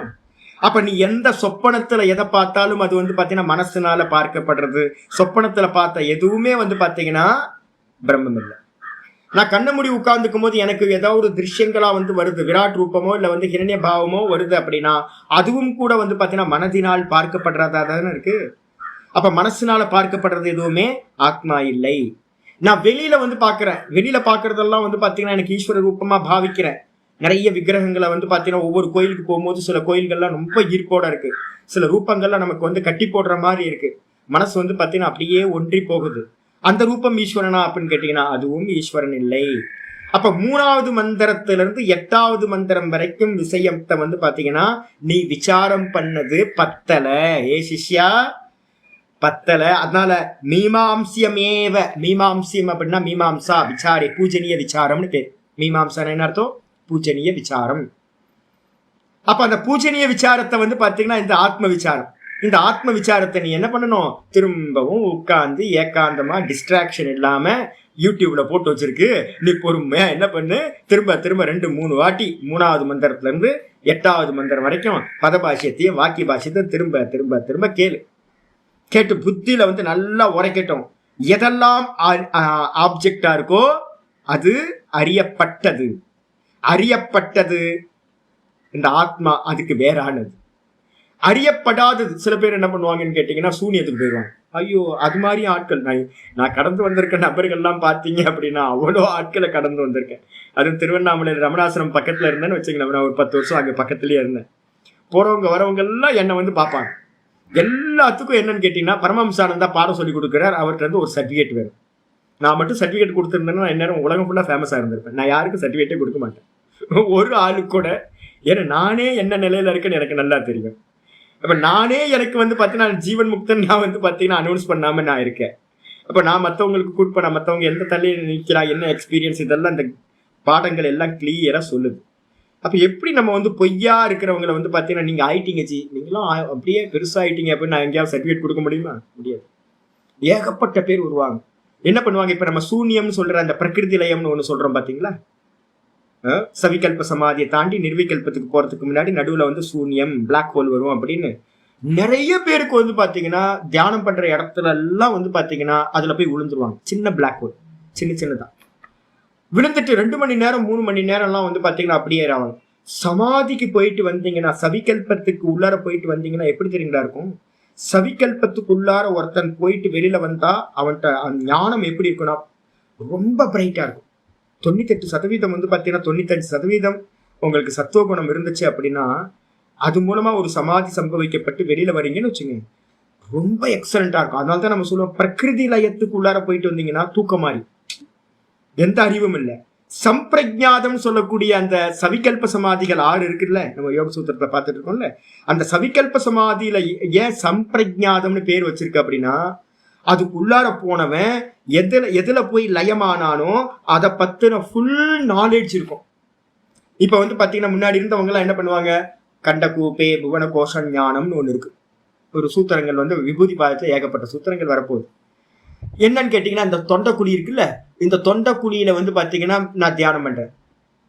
இந்த தொண்டைக்குழியில தியானம் பண்ணனா கண்டகூப்பம்னு பேரு. இதுல தியானம் பண்ண பண்ண பண்ண பண்ண நான் சமாதி ஆயிடுச்சுன்னு வச்சுங்க, சவிகல்ப சமாதி. அந்த சவிகல்ப சமாதிக்கெல்லாம் என்ன பேர் சொல்றோம்? சம்பிரஜாதம்னு பேர் வைக்கிறோம். அதுல போனவன் வந்து பாத்தீங்கன்னா புவன கோஷ ஞானம். அதோட பிரயோஜனம் என்னப்பா அப்படின்னு கேட்டீங்கன்னா, மொத்த புவன கோஷத்தோ மொத்த நம்ம சூரிய மண்டலம் என்னெல்லாம் இருக்கோ, என்னென்ன கிரகங்கள் இருக்கோ எல்லாத்த பத்தின ஞானமும் உண்டாகும். சந்திரனை வந்து பாத்தீங்கன்னா சம்யமம் பண்றதுனால சந்திரனோட முழு அறிவு எனக்கு கிடைக்கும். சூரியனை வந்து பாத்தீங்கன்னா எந்த சேட்டலைட்டா அனுப்ப வேணாம், ஒன்றும் பண்ண வேணாம், சூரியனை சம்யமம் பண்றதுனால சூரியனோட ஞானம் கிடைக்கும். அப்ப எதை நம்ம சம்யமம் பண்ணி சமாதி அடைஞ்சாலும் அதை பத்தின பூரண அறிவு கிடைக்கும். ஆனா பிரகிருதி லயத்துல வந்து பிளாக் ஹோல், அதுக்குள்ளார போனீங்கன்னா எந்த ஞானமும் கிடைக்காது. அதனாலதான் நம்ம சொல்ற சமாதியை வந்து பாத்தீங்கன்னா பிரகிருதி லயம்ன்ற சமாதியை மட்டும் நம்ம கண்டனம் பண்ணுவோம். நிறைய பேர் என்ன பண்ணுவாங்க அப்படின்னு கேட்டீங்கன்னா தூங்கிடுவாங்க, தியானத்துல உட்கார்ந்து தூங்கிடுவாங்க. ஆனா தூக்கத்துக்கு போனதுக்கு பிறகு ஒண்ணுமே தெரியாதா? பூரண ஞானமும் பூரண அஜானமும் ரெண்டும் ஒண்ணு. நான் சொல்லுவேன்ல, ஹெட்லைட் நல்லா போட்டுட்டு வண்டியில வரான்னு வச்சுங்களேன், ஹெட்லைட் போட்டு வரும்போது நல்ல பவர் லைட் போட்டு வந்தானா கண்ணு தெரியும், நமக்கு கண்ணு ஆப்போசிட்ல ஓட்டுறவங்களுக்கு கண்ணு தெரியாது. அதே மாதிரி ஃபுல் இருட்டா நம்ம லைட் போயிடுச்சு, நம்ம லைட் ஹெட்லைட் எரியல, அப்போ இருட்டா இருக்கும், அப்பவும் கண்ணு தெரியாது. நம்ம லைட்டு போயிடுச்சு அப்படின்னா எதிர்க்க இருக்கிறது தெரியாது, எதிர்க்க இருக்கிறவன் நல்லா பிரைட் லைட்டை எடுத்துட்டு வந்தாலும் நமக்கு கண்ணு தெரியாது. இதே மாதிரிதான் பூரண அறிவு, அதுக்கு பேர் என்னது? அசம்பிரஜாத சமாதி. அசம்பிரஜாத சமாதின்னு சொல்லக்கூடிய நிர்விகல்ப சமாதியிலையும் ஆப்ஜெக்ட பத்தின எந்த ஞானமும் இருக்காது. அதே மாதிரி பிரகிருதி லயத்திலையும் எந்த ஞானமும் இருக்காது. ஒன்னு இருட்டு, ஒன்னு பூரண பிரகாசம். இவங்க தியானத்துல போனவங்க எல்லாருக்கும் என்ன இருக்கும்னு கேட்டீங்கன்னா, உள்ள போய் உட்கார்ந்துருவாங்க. உள்ள போய் உட்கார்ந்தோன்னே ஒரு 10 நிமிஷத்துல சாப்பிட்ட பொங்கல் வந்து வேலை செய்ய ஆரம்பிச்சிருக்கோம். கொஞ்சம் கூட அவேர்னஸே இருக்காது. என்ன சாப்பிட்டு போய் தியானம் பண்ணணும், காலை ரொம்ப அவேர்னஸா இருக்கணும். மெடிடேஷன் பண்ண ஆரம்பிச்சோன்னே வெறும் பாசி பருப்பும் கொஞ்சம் தேங்காய் கரெக்டா பார்த்து எடுக்கணும். அரை மணி நேரம் 3/4 மணி நேரத்துக்குள்ளார செரிமானம் ஆகிற உணவா எடுக்கணும். நல்ல கிச்சடி, மெதுவா பருப்பு கிச்சடி வந்து நார்த் இந்தியாவில் பண்ற மாதிரி பாசி பயிர் போட்டு பாசி பருப்பு போட்டு கொஞ்சமா ஒரு வேளை ஆகாரம் எடுக்கணும். 4-5 மணி நேரத்துக்கு மேல டைம் கொடுத்ததுக்கு அப்புறம் தான் மெடிடேஷனுக்கு போகணும். இவங்க என்ன பண்ணுவாங்க, அந்த இந்த இதெல்லாம் தெரியாம என்ன பண்ணுவாங்க, கண்ணை மூடி போய் காலையில் நல்ல பொங்கலை சாப்பிட்டு, ரமணாசுரம் பக்கத்துல ஒரு ஹோட்டல் இருக்கு சேஷாத்ரி பவன், அங்க போய் ஒரு பொங்கலும் 2 வடையும் உளுந்த வடையும் சாப்பிட்டா என்ன ஆகும்? நல்ல தூக்கம் ஒரு உளுந்த வடையும் பொங்கலும் சாம்பாரும் அதுல வந்து நல்லா டால்டாவை போட்டு வச்சிருப்பான். சாப்பிட்டு வந்து ரமணாசிரமத்தை செவுத்தோரமா, அதுவும் நடுவுல உட்கார மாட்டாங்க, செவுத்தோரமா சாஞ்சி உட்காருவாங்க. சாஞ்சி உட்கார்ந்தோட 10 நிமிஷத்துல பரலோகத்துக்கு போயிடுவாங்க. 10 நிமிஷம் கொண்டு போய் எங்க லேண்ட் பண்ணி விட்டுரும்? பிரகிருதி லயம். பிரகிருதி லயத்துக்குள்ளார போனதுக்கு பிறகு நல்லான்னு கொரட்டும், நீங்க பாத்தீங்கன்னா தெரியும், வாயை திறந்து கிடக்கும். ஒவ்வொருத்தரும் இப்படி நல்ல நித்திரையில இருப்பாங்களோ அதே மாதிரி தூக்கத்துல. ஆனா அவங்க நினைச்சுக்கிட்டு இருப்பாங்க என்னன்னு கேட்டீங்கன்னா, வெளியில வந்தோன்னே இன்னைக்கு ரொம்ப நல்லா வந்து பாத்தீங்கன்னா மெடிடேஷன் நடந்துச்சு. அது எப்படி இருக்கும் அப்படின்னு கேட்டீங்கன்னா, நீங்க அந்த டீப் ஸ்லீப் கொண்டு போயிடும். அந்த பிரகிருதி லயன்றது என்னன்னு கேட்டீங்கன்னா, அரை மணி நேரமோ 1 மணி நேரமோ அது நல்ல டீப்பா கொண்டு போயிடும். உங்களுக்கு 10 நிமிஷம் அந்த பிரகிருதி லயம் கிடைச்சா கூட நமக்கு ரொம்ப எவர் ஃப்ரெஷ் ஆயிடுவோம். நம்ம அதுக்கப்புறம் எப்படி இருக்குன்னு கேட்டீங்கன்னா, வேக்கப் ஆனதுக்கு பிறகு ஏதோ நம்ம பிரம்மத்தையே பார்த்துட்டு வந்த மாதிரி ஒரு ஃபீலிங் நமக்கு கொடுக்கும். ஏன்ட்ட வந்து சொல்லுவாங்க, சாமி இப்படி ஆச்சுன்னு. நான் ஏதாவது சொல்லும் போது புரியவே புரியாது. என்னன்னு கேட்டீங்கன்னா, ஒருத்தன் சமாதி அட்டைன் பண்றான் அப்படின்னா அவனுக்கு பூரண பிரஜான்னு பேரு. பிரஜா வந்து எப்படி இருக்குன்னா, யதார்த்தத்தை அப்படியே சொன்னதை சொன்ன மாதிரி கிரகணம் பண்ற சாமர்த்தியம் தான். எந்த மறைப்பும் இருக்காது. பிரகிருதி லயத்துக்கு உள்ளார போனவன் எவ்வளவு நாள் போனாலும் சரி, அவன் வந்து எரும மாடு மாதிரியே இருப்பான். என்ன சொன்னாலும் விளங்கவே விளங்காது. ஒரு சின்ன விஷயத்தை கூட புரிஞ்சுக்க மாட்டாங்க. என்னோட சிஷ்யர் ஒருத்தர் இருந்தார். நான் 15 முறை வந்து சமாதி அடைஞ்சேன்னு சொல்லிப்பாரு. பாத்தீங்கன்னா ஒரு சின்ன விஷயத்த 2 2 4 அப்படின்னா 2 2 8ன்னு வேறு என்ன பண்ண முடியும்? கேட்டா வந்து பாத்தீங்கன்னா 10 முறை 15 முறை சமாதி அடைஞ்சேன்னு சொல்லுவாரு. இது மாதிரி அப்போ என்னன்னு கேட்டீங்கன்னா, உங்களுக்கு எக்ஸ்பீரியன்ஸ் வந்து பாத்தீங்கன்னா விதவிதமான எக்ஸ்பீரியன்ஸ் நடக்கும். இதுல எல்லாத்துலயும் வந்து நம்ம என்ன பண்ணணும்னா அந்த கிளாரிட்டி இருக்கணும். இந்த சாஸ்திரம் படிக்கும் போது எது அறியப்படுதோ அது வந்து பாத்தீங்கன்னா நான் இல்லை. எது அறியப்படாத அந்த பிரகிருதி லயமோ, அந்த பிரகிருதி லயத்துல எதுவுமே அறியப்படலை, அதுதான் அவ்யாக்கிருதம் அப்படின்னு பேரு, அவிதித்தம் அப்படின்னு பேரு, மாயா தத்துவம் பிரகிருதி அப்படின்னு சொல்றது. அதுக்குள்ளார போயிட்டு வெளியில வந்தோம், அதுவும் நான் இல்லை. அப்ப நான் இந்த ரெண்டுத்துக்கும் வேறானவன், அறியப்பட்டது அறியப்படாதது, இந்த ரெண்டுத்துக்கும் வேறானவன்.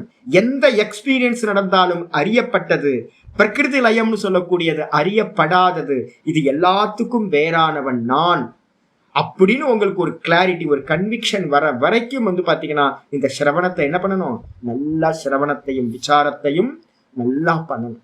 அதனால்தான் மந்திரம் சொல்லுது என்னது? அத நூ மீமாம்சியமேவ. ஆகையினால் நான் நினைக்கிறேன் நீ கண்டிப்பா வந்து பாத்தீங்கன்னா தே மன்யே.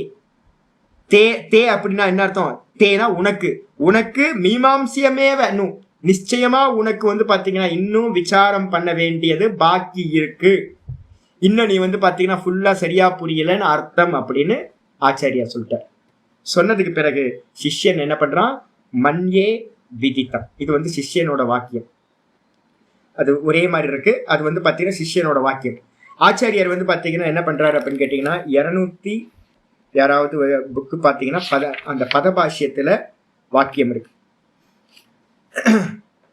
232வது பேஜ்ல பாஷ்யம் பாத்தீங்கன்னா தெரியும். இல்லைன்னா உங்கள் தமிழ்ல பார்க்கணும் அப்படின்னா கடைசி பேராகிராஃப் 236 எடுத்துங்க. 236 புக் வச்சிருந்தீங்கன்னா 236 பாஷ்யமா பதபாஷ்யத்துல அந்த மந்திரத்தோட 1வது மந்திரத்தோட கடைசி பேராகிராஃப். அந்த கடைசி பேராகிராஃப்ல வந்து பாத்தீங்கன்னா ஆச்சாரியார் கிளியரா பாஷ்யத்துல எழுதுறார். உனக்கு வந்து பாத்தீங்கன்னா இவ்வாறு வந்து பாத்தீங்கன்னா 2வது லைன் பாத்தீங்கன்னா தெரியும். ஏவம் ஆச்சாரிய உக்தக சிஷ்ய. சிஷ்யனை வந்து பாத்தீங்கன்னா ஆச்சாரியா சொல்லிட்டார், உனக்கு இன்னும் விசாரிக்க வேண்டியது இருக்குப்பா, இன்னும் நேத்தி பண்ணல, இந்த மந்திரத்தை நீ இன்னும் புரிஞ்சுக்கல, இன்னும் உனக்கு விசாரிக்க வேண்டியது இருக்கு, நீ இப்பவே அகங்காரத்தோட அலையாத அப்படின்னு சொன்னதுக்கு பிறகு ஏவம் ஆச்சாரிய உக்தக சிஷ்யா இருக்கா, கண்டுபிடிச்சிட்டீங்களா? அந்த கடைசி பேராகிராஃப்ல 2வது லைன். ஆச்சாரியர் மூலமா இந்த விதமா சொல்ல கேட்ட சிஷ்யன் ஏகாந்தே உபவிஷ்டக. ஏகாந்தம் என்னது? எங்கேயாவது ஜனன மாட்டம் இல்லாம ஏகாந்தமா காட்டுக்கு போறது, இமயமலைக்கு, கங்கோத்திரிக்கு, யமுனோத்திரிக்கு. இப்ப கங்கோத்திரி யமுனோத்திரில ரொம்ப பிஸி ஆகி போச்சு, வேற எங்கேயாவது தான் போகணும். வேற நிறைய இடம் இருக்கு. நாங்க எம்ஆர்ஏஎஸ் போனதுனால எங்களுக்கு நிறைய இடம் தெரியும். அவ்வளவு அற்புதமான இடங்கள்லாம் ஏகாந்தம் இருக்கு. அப்போ அது மாதிரி ஏகாந்தமான இடத்துல வந்து போய் உட்கார்ந்து உபவிஷ்டக. நான் சொல்லியிருக்கேன் என்னன்னு கேட்டீங்கன்னா, ஸ்தூல மனனம் சூக்ஷ்ம மனனம், ஸ்தூல சிரவணம் சூக்ஷ்ம சிரவணம், அதே மாதிரி ஸ்தூல நிதித்தியாசனம் சூக்ஷ்ம நிதித்தியாசனம், 2 பிரிச்சுக்கணும். ஒரு புஸ்தகத்தை வச்சு வந்து பாத்தீங்கன்னா மனனம் பண்றீங்க, யாரோ கூட வந்து பாத்தீங்கன்னா நல்லா பாடம் படிச்சவங்களும் ஒருத்தர் 2 பேர் இருப்பாங்க. என்ன பண்ணணும்? சிரவணம் வந்து பாத்தீங்கன்னா நடுவுல மனநம்லாம் பண்ணாதீங்க. சிரவணம் பண்றது காலத்துல வந்து பாத்தீங்கன்னா குருநாதரோடையே டிராவல் பண்ணுங்க. கிரந்தங்களை வந்து பாத்தீங்கன்னா உள்வாங்கிறதுக்கு நல்ல எஃபோர்ட் போடுங்க. அதுக்கப்புறம் வந்து என்ன பண்ணுங்க, நான் விலகிடுவேன், நான் போயிடுவேன். அதுக்கப்புறம் நீங்க மட்டும் நிற்பீங்க. நீங்க என்ன பண்ணுங்க அப்படின்னு கேட்டீங்கன்னா, அடுத்து கூட இருக்கிற யாராவது சகம் படிச்சவங்க யாராவது ஒருத்தரை கம்பெனினா சேர்த்துங்க. அவங்களும் பாடம் படிச்சவங்களா இருக்கட்டும், சக பாட்டியா இருக்கட்டும், எடுத்துக்கிட்டு வந்து பாத்தீங்கன்னா ஒவ்வொரு பாட்டத்தையும் வந்து பாத்தீங்கன்னா அனலைஸ் பண்ணி 2 பேரும் சேர்ந்து படிச்சீங்கன்னா, அதை விசாரம் பண்ணிக்கிட்டே வந்தீங்க அப்படின்னா அது வந்து மனனம் ஆயிடும், ஸ்தூல மனனம்னு பேர். அதுக்கப்புறம் ஏகாந்தத்துக்கு அதுல வந்து ஒரு நல்ல கன்விக்ஷன் வந்துடும் உங்களுக்கு. 2 பேர் சேர்ந்து, 2 பேரோ 3 பேரோ 4 பேரோ சேர்ந்து ஒவ்வொரு விஷயத்தையா, ஒவ்வொரு மந்திரத்தையும் இதைதான் சொல்லுது அப்படின்னு நல்லா விசாரம் பண்ணி ஒரு கன்விக்ஷனுக்கு வராது. அதுக்கப்புறம் வந்து பாத்தீங்கன்னா ஏகாந்தத்துக்கு போறது. ஏகாந்தத்துக்கு போய் கண்ணை மூடி உட்கார்ந்து நான் மனனம் பண்ண விஷயத்துல ஒரு கிளாரிட்டி இருக்குல்ல, அதை வச்சு ஒவ்வொரு தாட்டா வெளியில வரும், எல்லாம் வெளியில வரும். அப்படி வரும்போது நான் என்ன சிரவணம் பண்ணி ஸ்தூல மனனம் பண்ணி ஒரு நிச்சயம் இருக்கோ அந்த பலத்தை வச்சுக்கிட்டு எனக்குள்ளார இருக்கிற ஒவ்வொன்றுத்தையும் தப்பான பதிவுகள் எல்லாம், எந்த எக்ஸ்பீரியன்ஸா இருக்கட்டும், இல்ல எந்த அனுபவமா இருக்கட்டும், இல்ல எந்த தேவதா ரூபமா இருக்கட்டும், எது வந்தாலும் இது பொய், இது பொய், இது பொய், இது திருஷ்யம், இது திருஷ்யம், இது திருஷ்யம் அப்படின்னு மனசுக்குள்ளார காரியம் நடக்குதே, அந்த காரியத்துக்கு பேரு சூக்ஷ்ம மனனம் அப்படிங்கிறது. அந்த சூக்ஷ்ம மனனத்தோட எண்டு தான் பாத்தீங்கன்னா எல்லா தாட்ஸும் நிவர்த்தி ஆனதுக்கு பிறகு தான் கிடைச்சது, தான் மட்டும் மிச்சம் இருக்கும். அந்த தான் மட்டும் மிச்சம் இருக்கிறது தான் பாத்தீங்கன்னா நிதித்தியாசனம் அங்கிருந்து ஸ்டார்ட் ஆகும். நம்ம சொல்றோம்ல தொடர்ந்து நிற்றல். அந்த தான் மனனத்தோட சூக்ஷ்ம மனனத்தோட முடிவுல தான் கிடைச்சிடும். தான்ல தொடர்ந்து நிக்கிற ஆரம்பிக்கும் போது என்ன ஆகும்னு கேட்டீங்கன்னா, நிதித்தியாசனம் பண்றேன்னு தியானத்துல உட்காருவோம். அப்போ அப்பப்போ பாத்தீங்கன்னா தாட்டு வரும். தாட்டு வரும்போதெல்லாம் ஒரு ஃபர்ஸ்ட் ஸ்தூல நிதித்தியாசனம் போகும். அந்த ஸ்தூல நிதித்தியாசனத்துல என்ன பண்ணணும்னு கேட்டீங்கன்னா, அப்பப்போ தாட்டு வரும். அந்த தாட்டெல்லாம் பாத்தீங்கன்னா நிரோத சம்ஸ்காரம், அந்நியதாக்கியாதி, அது பண்ண நிரோத சம்ஸ்காரம் யோக சூத்திரத்துல சொல்லிட்டு இருக்கோம்ல, அந்த ரெண்டுத்தையும் வச்சு பாத்தீங்கன்னா எது வந்தாலும் அணைச்சிக்கிட்டே இருக்கிறது. ஒரு டைமுக்கு மேல சூக்ஷ்ம மனனம், சூக்ஷ்ம நிதித்தியாசனம் எப்ப ஸ்டார்ட் ஆகுனா, இந்த நேத்தி பண்றதெல்லாம் கம்ப்ளீட்டா முடிஞ்சதுக்கு பிறகு பாத்தீங்கன்னா தானா நிக்கிறது அப்படியே சுவாபாவிகமாக ஆரம்பிக்கும். அப்ப அதுக்கு பேர் பாத்தீங்கன்னா சூக்ஷ்ம நிதித்தியாசனம்னு பேர். அது மெதுவா மெதுவா மெதுவா உங்களை கொண்டுட்டு போய் பிரம்மஸ்வரூபமாவே ஆக்கிவிட்டு, அதுக்கப்புறம் இந்த லோகத்தோடையும் மனசோடையும் தேகத்தோட எந்த கனெக்ஷனும் இல்லாம போயிடும்.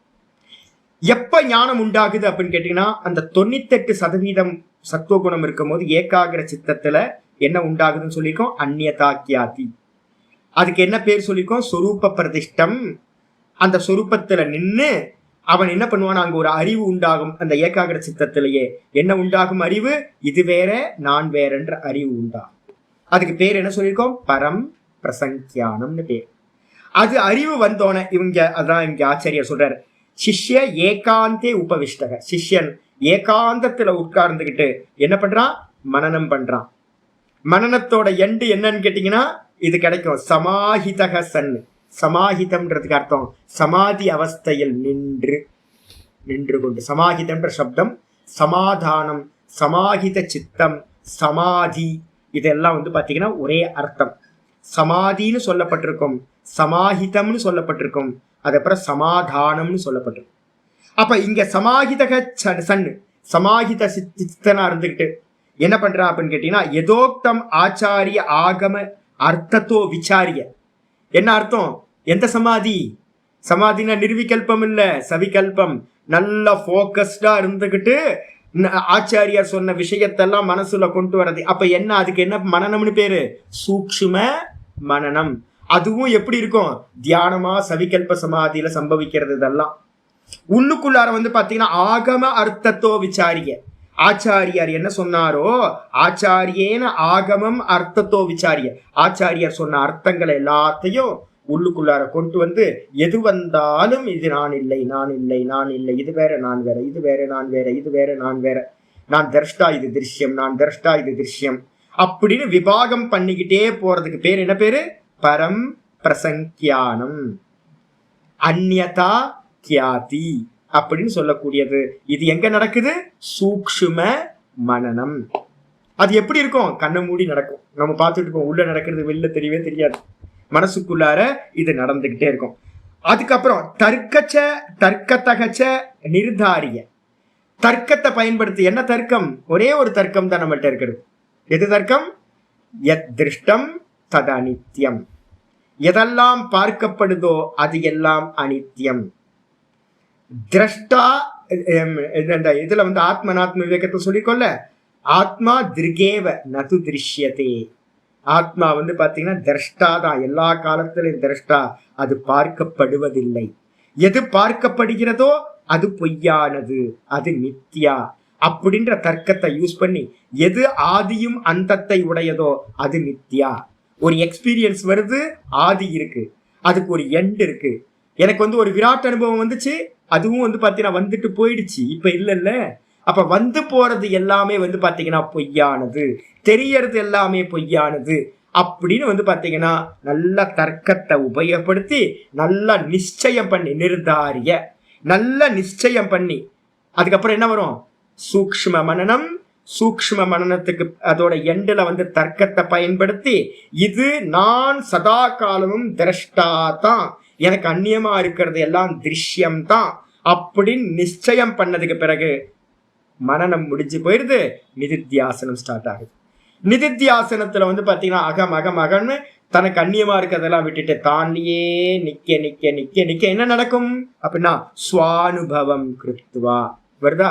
அதை வந்து ஹைலைட் பண்ணி யாராவது சங்கரர் வந்து பாத்தீங்கன்னா அனுபவத்தெல்லாம் பேசுறது இல்லை அப்படின்னா கீதாலையும் பேசுவாரு, உபனிஷத்தங்கள்லயும் பேசுவார். பதபாஷத்துல இவ்வளவு தெளிவா இருக்கார். சுவானுபவம் கிருத்வா, ஸ்வ அனுபவத்தை செய்து, சாட்சாத்காரம்னு பேரு. சுவானுபவம் இதான். அனுபவம்னா உடனே ஆப்ஜெக்ட் எடுக்க கூடாது. என்ன அனுபவம்? சுவானுபவம். தன்னை அனுபவம் பண்ண முடியுமா? அதையும் நம்ம போன மந்திரத்துல வியாக்கியானம் பண்ண. தன்னையே தானா அறியணும்ன்ற அவசியம் இல்லை. சூரியன் தன்னையே தான் பிரகாசிச்சுக்காது. அதுக்கு என்ன அர்த்தம்? எங்கேயாவது சுவானுபவம்ன்ற அர்த்தம் வந்துச்சுன்னா தான் தானா நிற்றலுக்கு பேர் தான் சுவானுபவம்னு பேரு. சொஸ்வரூப அவஸ்தானம், தான் தானா நிக்கிறது, அதான் அனுபவம். அனுபவம்னா வேற ஒண்ணு புதுசா வராது, அதெல்லாம் நீக்கியாச்சு. விதித்தம் அப்படின்னு எல்லாத்தையும் நீக்கிறதுக்கு பிறகு சுவானுபவம் எது? தான் தானா நிக்கிற அனுபவத்தை அடைந்து அதுக்கப்புறம் தான் என்ன பண்றான்? ஆச்சாரிய சகாசம் உபகம்ய உவாச்ச. என்லைட்மெண்ட் ஆயிட்டான், நிர்விகல்ப சமாதி அடைஞ்சு அனுபூதி ஆயிட்டான். அங்க இருந்து வந்து பாத்தீங்கன்னா திரும்ப வித்தான அவஸ்தைக்கு கீழே இறங்குறான். இறங்குனோன்னு என்ன பண்றான்? நேர குருநாதர்கிட்ட வரான். எல்லாத்துக்கும் அதான் நடக்கும். சுகருக்கும் அதான் நடந்துச்சு. தான் அடைஞ்சதை வந்து பாத்தீங்க அப்படின்னா கரெக்டா இல்லையா, இன்னும் பண்ண வேண்டியிருக்கா இல்லையான்னு செக் பண்ணிக்கிறதுக்காக என்ன பண்றான்? வர வேண்டியிருக்கு. ஆச்சாரியர்கிட்ட வந்து அவன் சொல்றான். என்ன சொல்றான்னா மன்யே விதித்தம். இங்க வந்துருங்க லாஸ்ட் வேர்டு மந்திரத்தில். மன்யே விதித்தம். முதல்ல சொன்னா நான் நல்லா தெரிஞ்சிருக்கேன், பிரம்மத்தை நான் அறிஞ்சிருக்கேன், பிரம்மத்தை நல்லா எனக்கு தெரியும் அப்படின்னு சொன்னவன் லாஸ்ட் ஸ்டேட்மெண்ட் அனுபவம் பண்ணிட்டு வந்ததுக்கு பிறகு சொல்றான், இப்பொழுது வந்து பாத்தீங்கன்னா விதித்தம் மன்யே, அறியப்பட்டது என்று நினைக்கிறேன். அறிகிறேன் இல்லை, அறிகிறேன்னு சொன்னீங்கன்னா நீங்க வேற அது வேற. அப்ப வந்து பாத்தீங்க அப்படின்னா என்னன்னு கேட்டீங்கன்னா அறியப்பட்டது என்று நினைக்கிறேன் அப்படின்ற. பிரம்மம் அறியப்பட்டது என்று நினைக்கிறேன். கர்த்திருவம் இருந்துச்சுன்னா சிவானந்த சுவாமியோட எக்ஸ்பீரியன்ஸ் சொல்லியிருக்கேன்ல. சிவானந்த சுவாமிகிட்ட கேட்டாங்க, நீங்க அனுபூதிக்கு முன்னாடியும் பின்னாடியும் என்னமா இருந்தீங்க அப்படின்னு கேட்கும்போது சிவானந்த சுவாமி சொல்றாரு, முன்னாடி வந்து நான் மரக்கட்டையை வெட்டி ஆசிரமத்துக்கு கொண்டு வந்தேன், கங்கால இருந்து ஜலத்தை பக்கெட்ல கொண்டு வந்து தொட்டியில ஃபில் பண்ணேன். இப்போ என்ன நடக்குது அப்படின்னா அனுபூதிக்கு பிறகு ஜலம் கொண்டு வரப்படுகிறது, விறகுலாம் வெட்டி கொண்டு வரப்படுகிறது. அப்ப நாம் பண்ணல. இந்த டிஃபரன்ஸ் முக்கியமா வந்து அப்ப சிஷ்யன் சொல்றா, ரொம்ப தெளிவா சொல்றா, அறியப்பட்டது பிரம்மம் அறியப்பட்டது என்று நினைக்கிறேன். நான் அறியல ஏன்னா நான் அறிய முடியாது, நான் பிரம்மமா தான் இருக்கேன். அறியப்பட்டது என்று நினைக்கிறேன் அப்படின்னு ஸ்டேட்மெண்ட் சொல்றான். அனுபவம் பண்ணதுக்கு பிறகு அப்படின்னு புரிஞ்சுக்கிறோம். நாளைக்கு பாஷ்யத்தை பார்க்கலாம். ஜி நாளைக்கு வந்து கிளாஸ் இல்லை, நாளைக்கு சிவராத்திரியா இருக்கிறதுனால நிறைய பேர் ப்ரிப்பேர் பண்றதுக்கான டைம் கேட்டாங்க. அதனால நாளைக்கு நைட்டு சிவராத்திரி பூஜைக்காக யாரெல்லாம் ப்ரிப்பரேஷன் பண்ணணுமோ அவங்களுக்காக இது பண்ணிக்கலாம். 3 நாள் கழிச்சு வித்தியாலிருந்து இந்த கிளாஸை திரும்ப கண்டினியூ பண்ணலாம். ஓம் பூர்ணமத பூர்ணமிதம் பூர்ணாத் பூர்ணமுதச்யதே பூர்ணஸ்ய பூர்ணமாதாய பூர்ணமேவாவசிஷ்யதே. ஓம் சாந்தி சாந்தி சாந்தி. ஹரி ஓம் ஸ்ரீ குருபியோ நமஹ. ஹரி ஓம். மனனம் ஜி, நல்ல மனனம் பண்ணணும். மனனம் பண்ணாதான் எங்கெங்கெல்லாம் எரர் பண்ணுவோன்னு தெரியும். இப்போ உங்களுக்குலாம் நிறைய எக்ஸ்பீரியன்ஸ் இருக்காது, அதனால வந்து பார்த்தீங்கன்னா அப்படியே இருப்பீங்க. நான் ஒவ்வொன்றா கடந்து ஏகப்பட்ட சன்னியாசி சாதுக்களோட நிறைய கிராஸ் பண்ணி வந்திருக்கேன். ரிஷிகேஷில் இருக்கும்போது என்னோட ஆச்சாரியார்கிட்ட வந்து பார்த்தீங்கன்னா நிறைய சாதுக்கள் வருவாங்க, விதவிதமான ஃபிலாசபி படித்தவங்களாம் வருவாங்க. நான் கூட இந்த கதவு ஓரத்தில் ஒண்டி நின்றுக்கிட்டு என்ன நடக்குதுன்னு பார்த்துக்கிட்டே இருப்பேன். நான் என்னோட வேலை.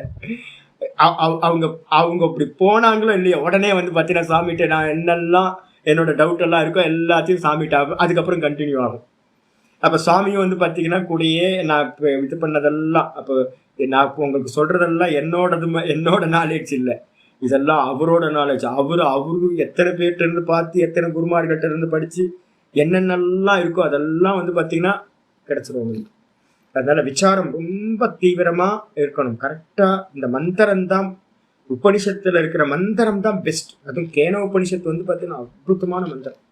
இந்த இந்த 2 கண்டத்தை வந்து பாத்தீங்கன்னா 3வது மந்திரம், அதுக்கப்புறம் இந்த 2வது கண்டத்துல இருக்கிற மந்திரம், இதை மட்டும் நல்லா மனசுல பிடிச்சிக்கிட்டீங்க அப்படின்னா உங்களை ஒருத்தர் ஏமாத்த முடியாது.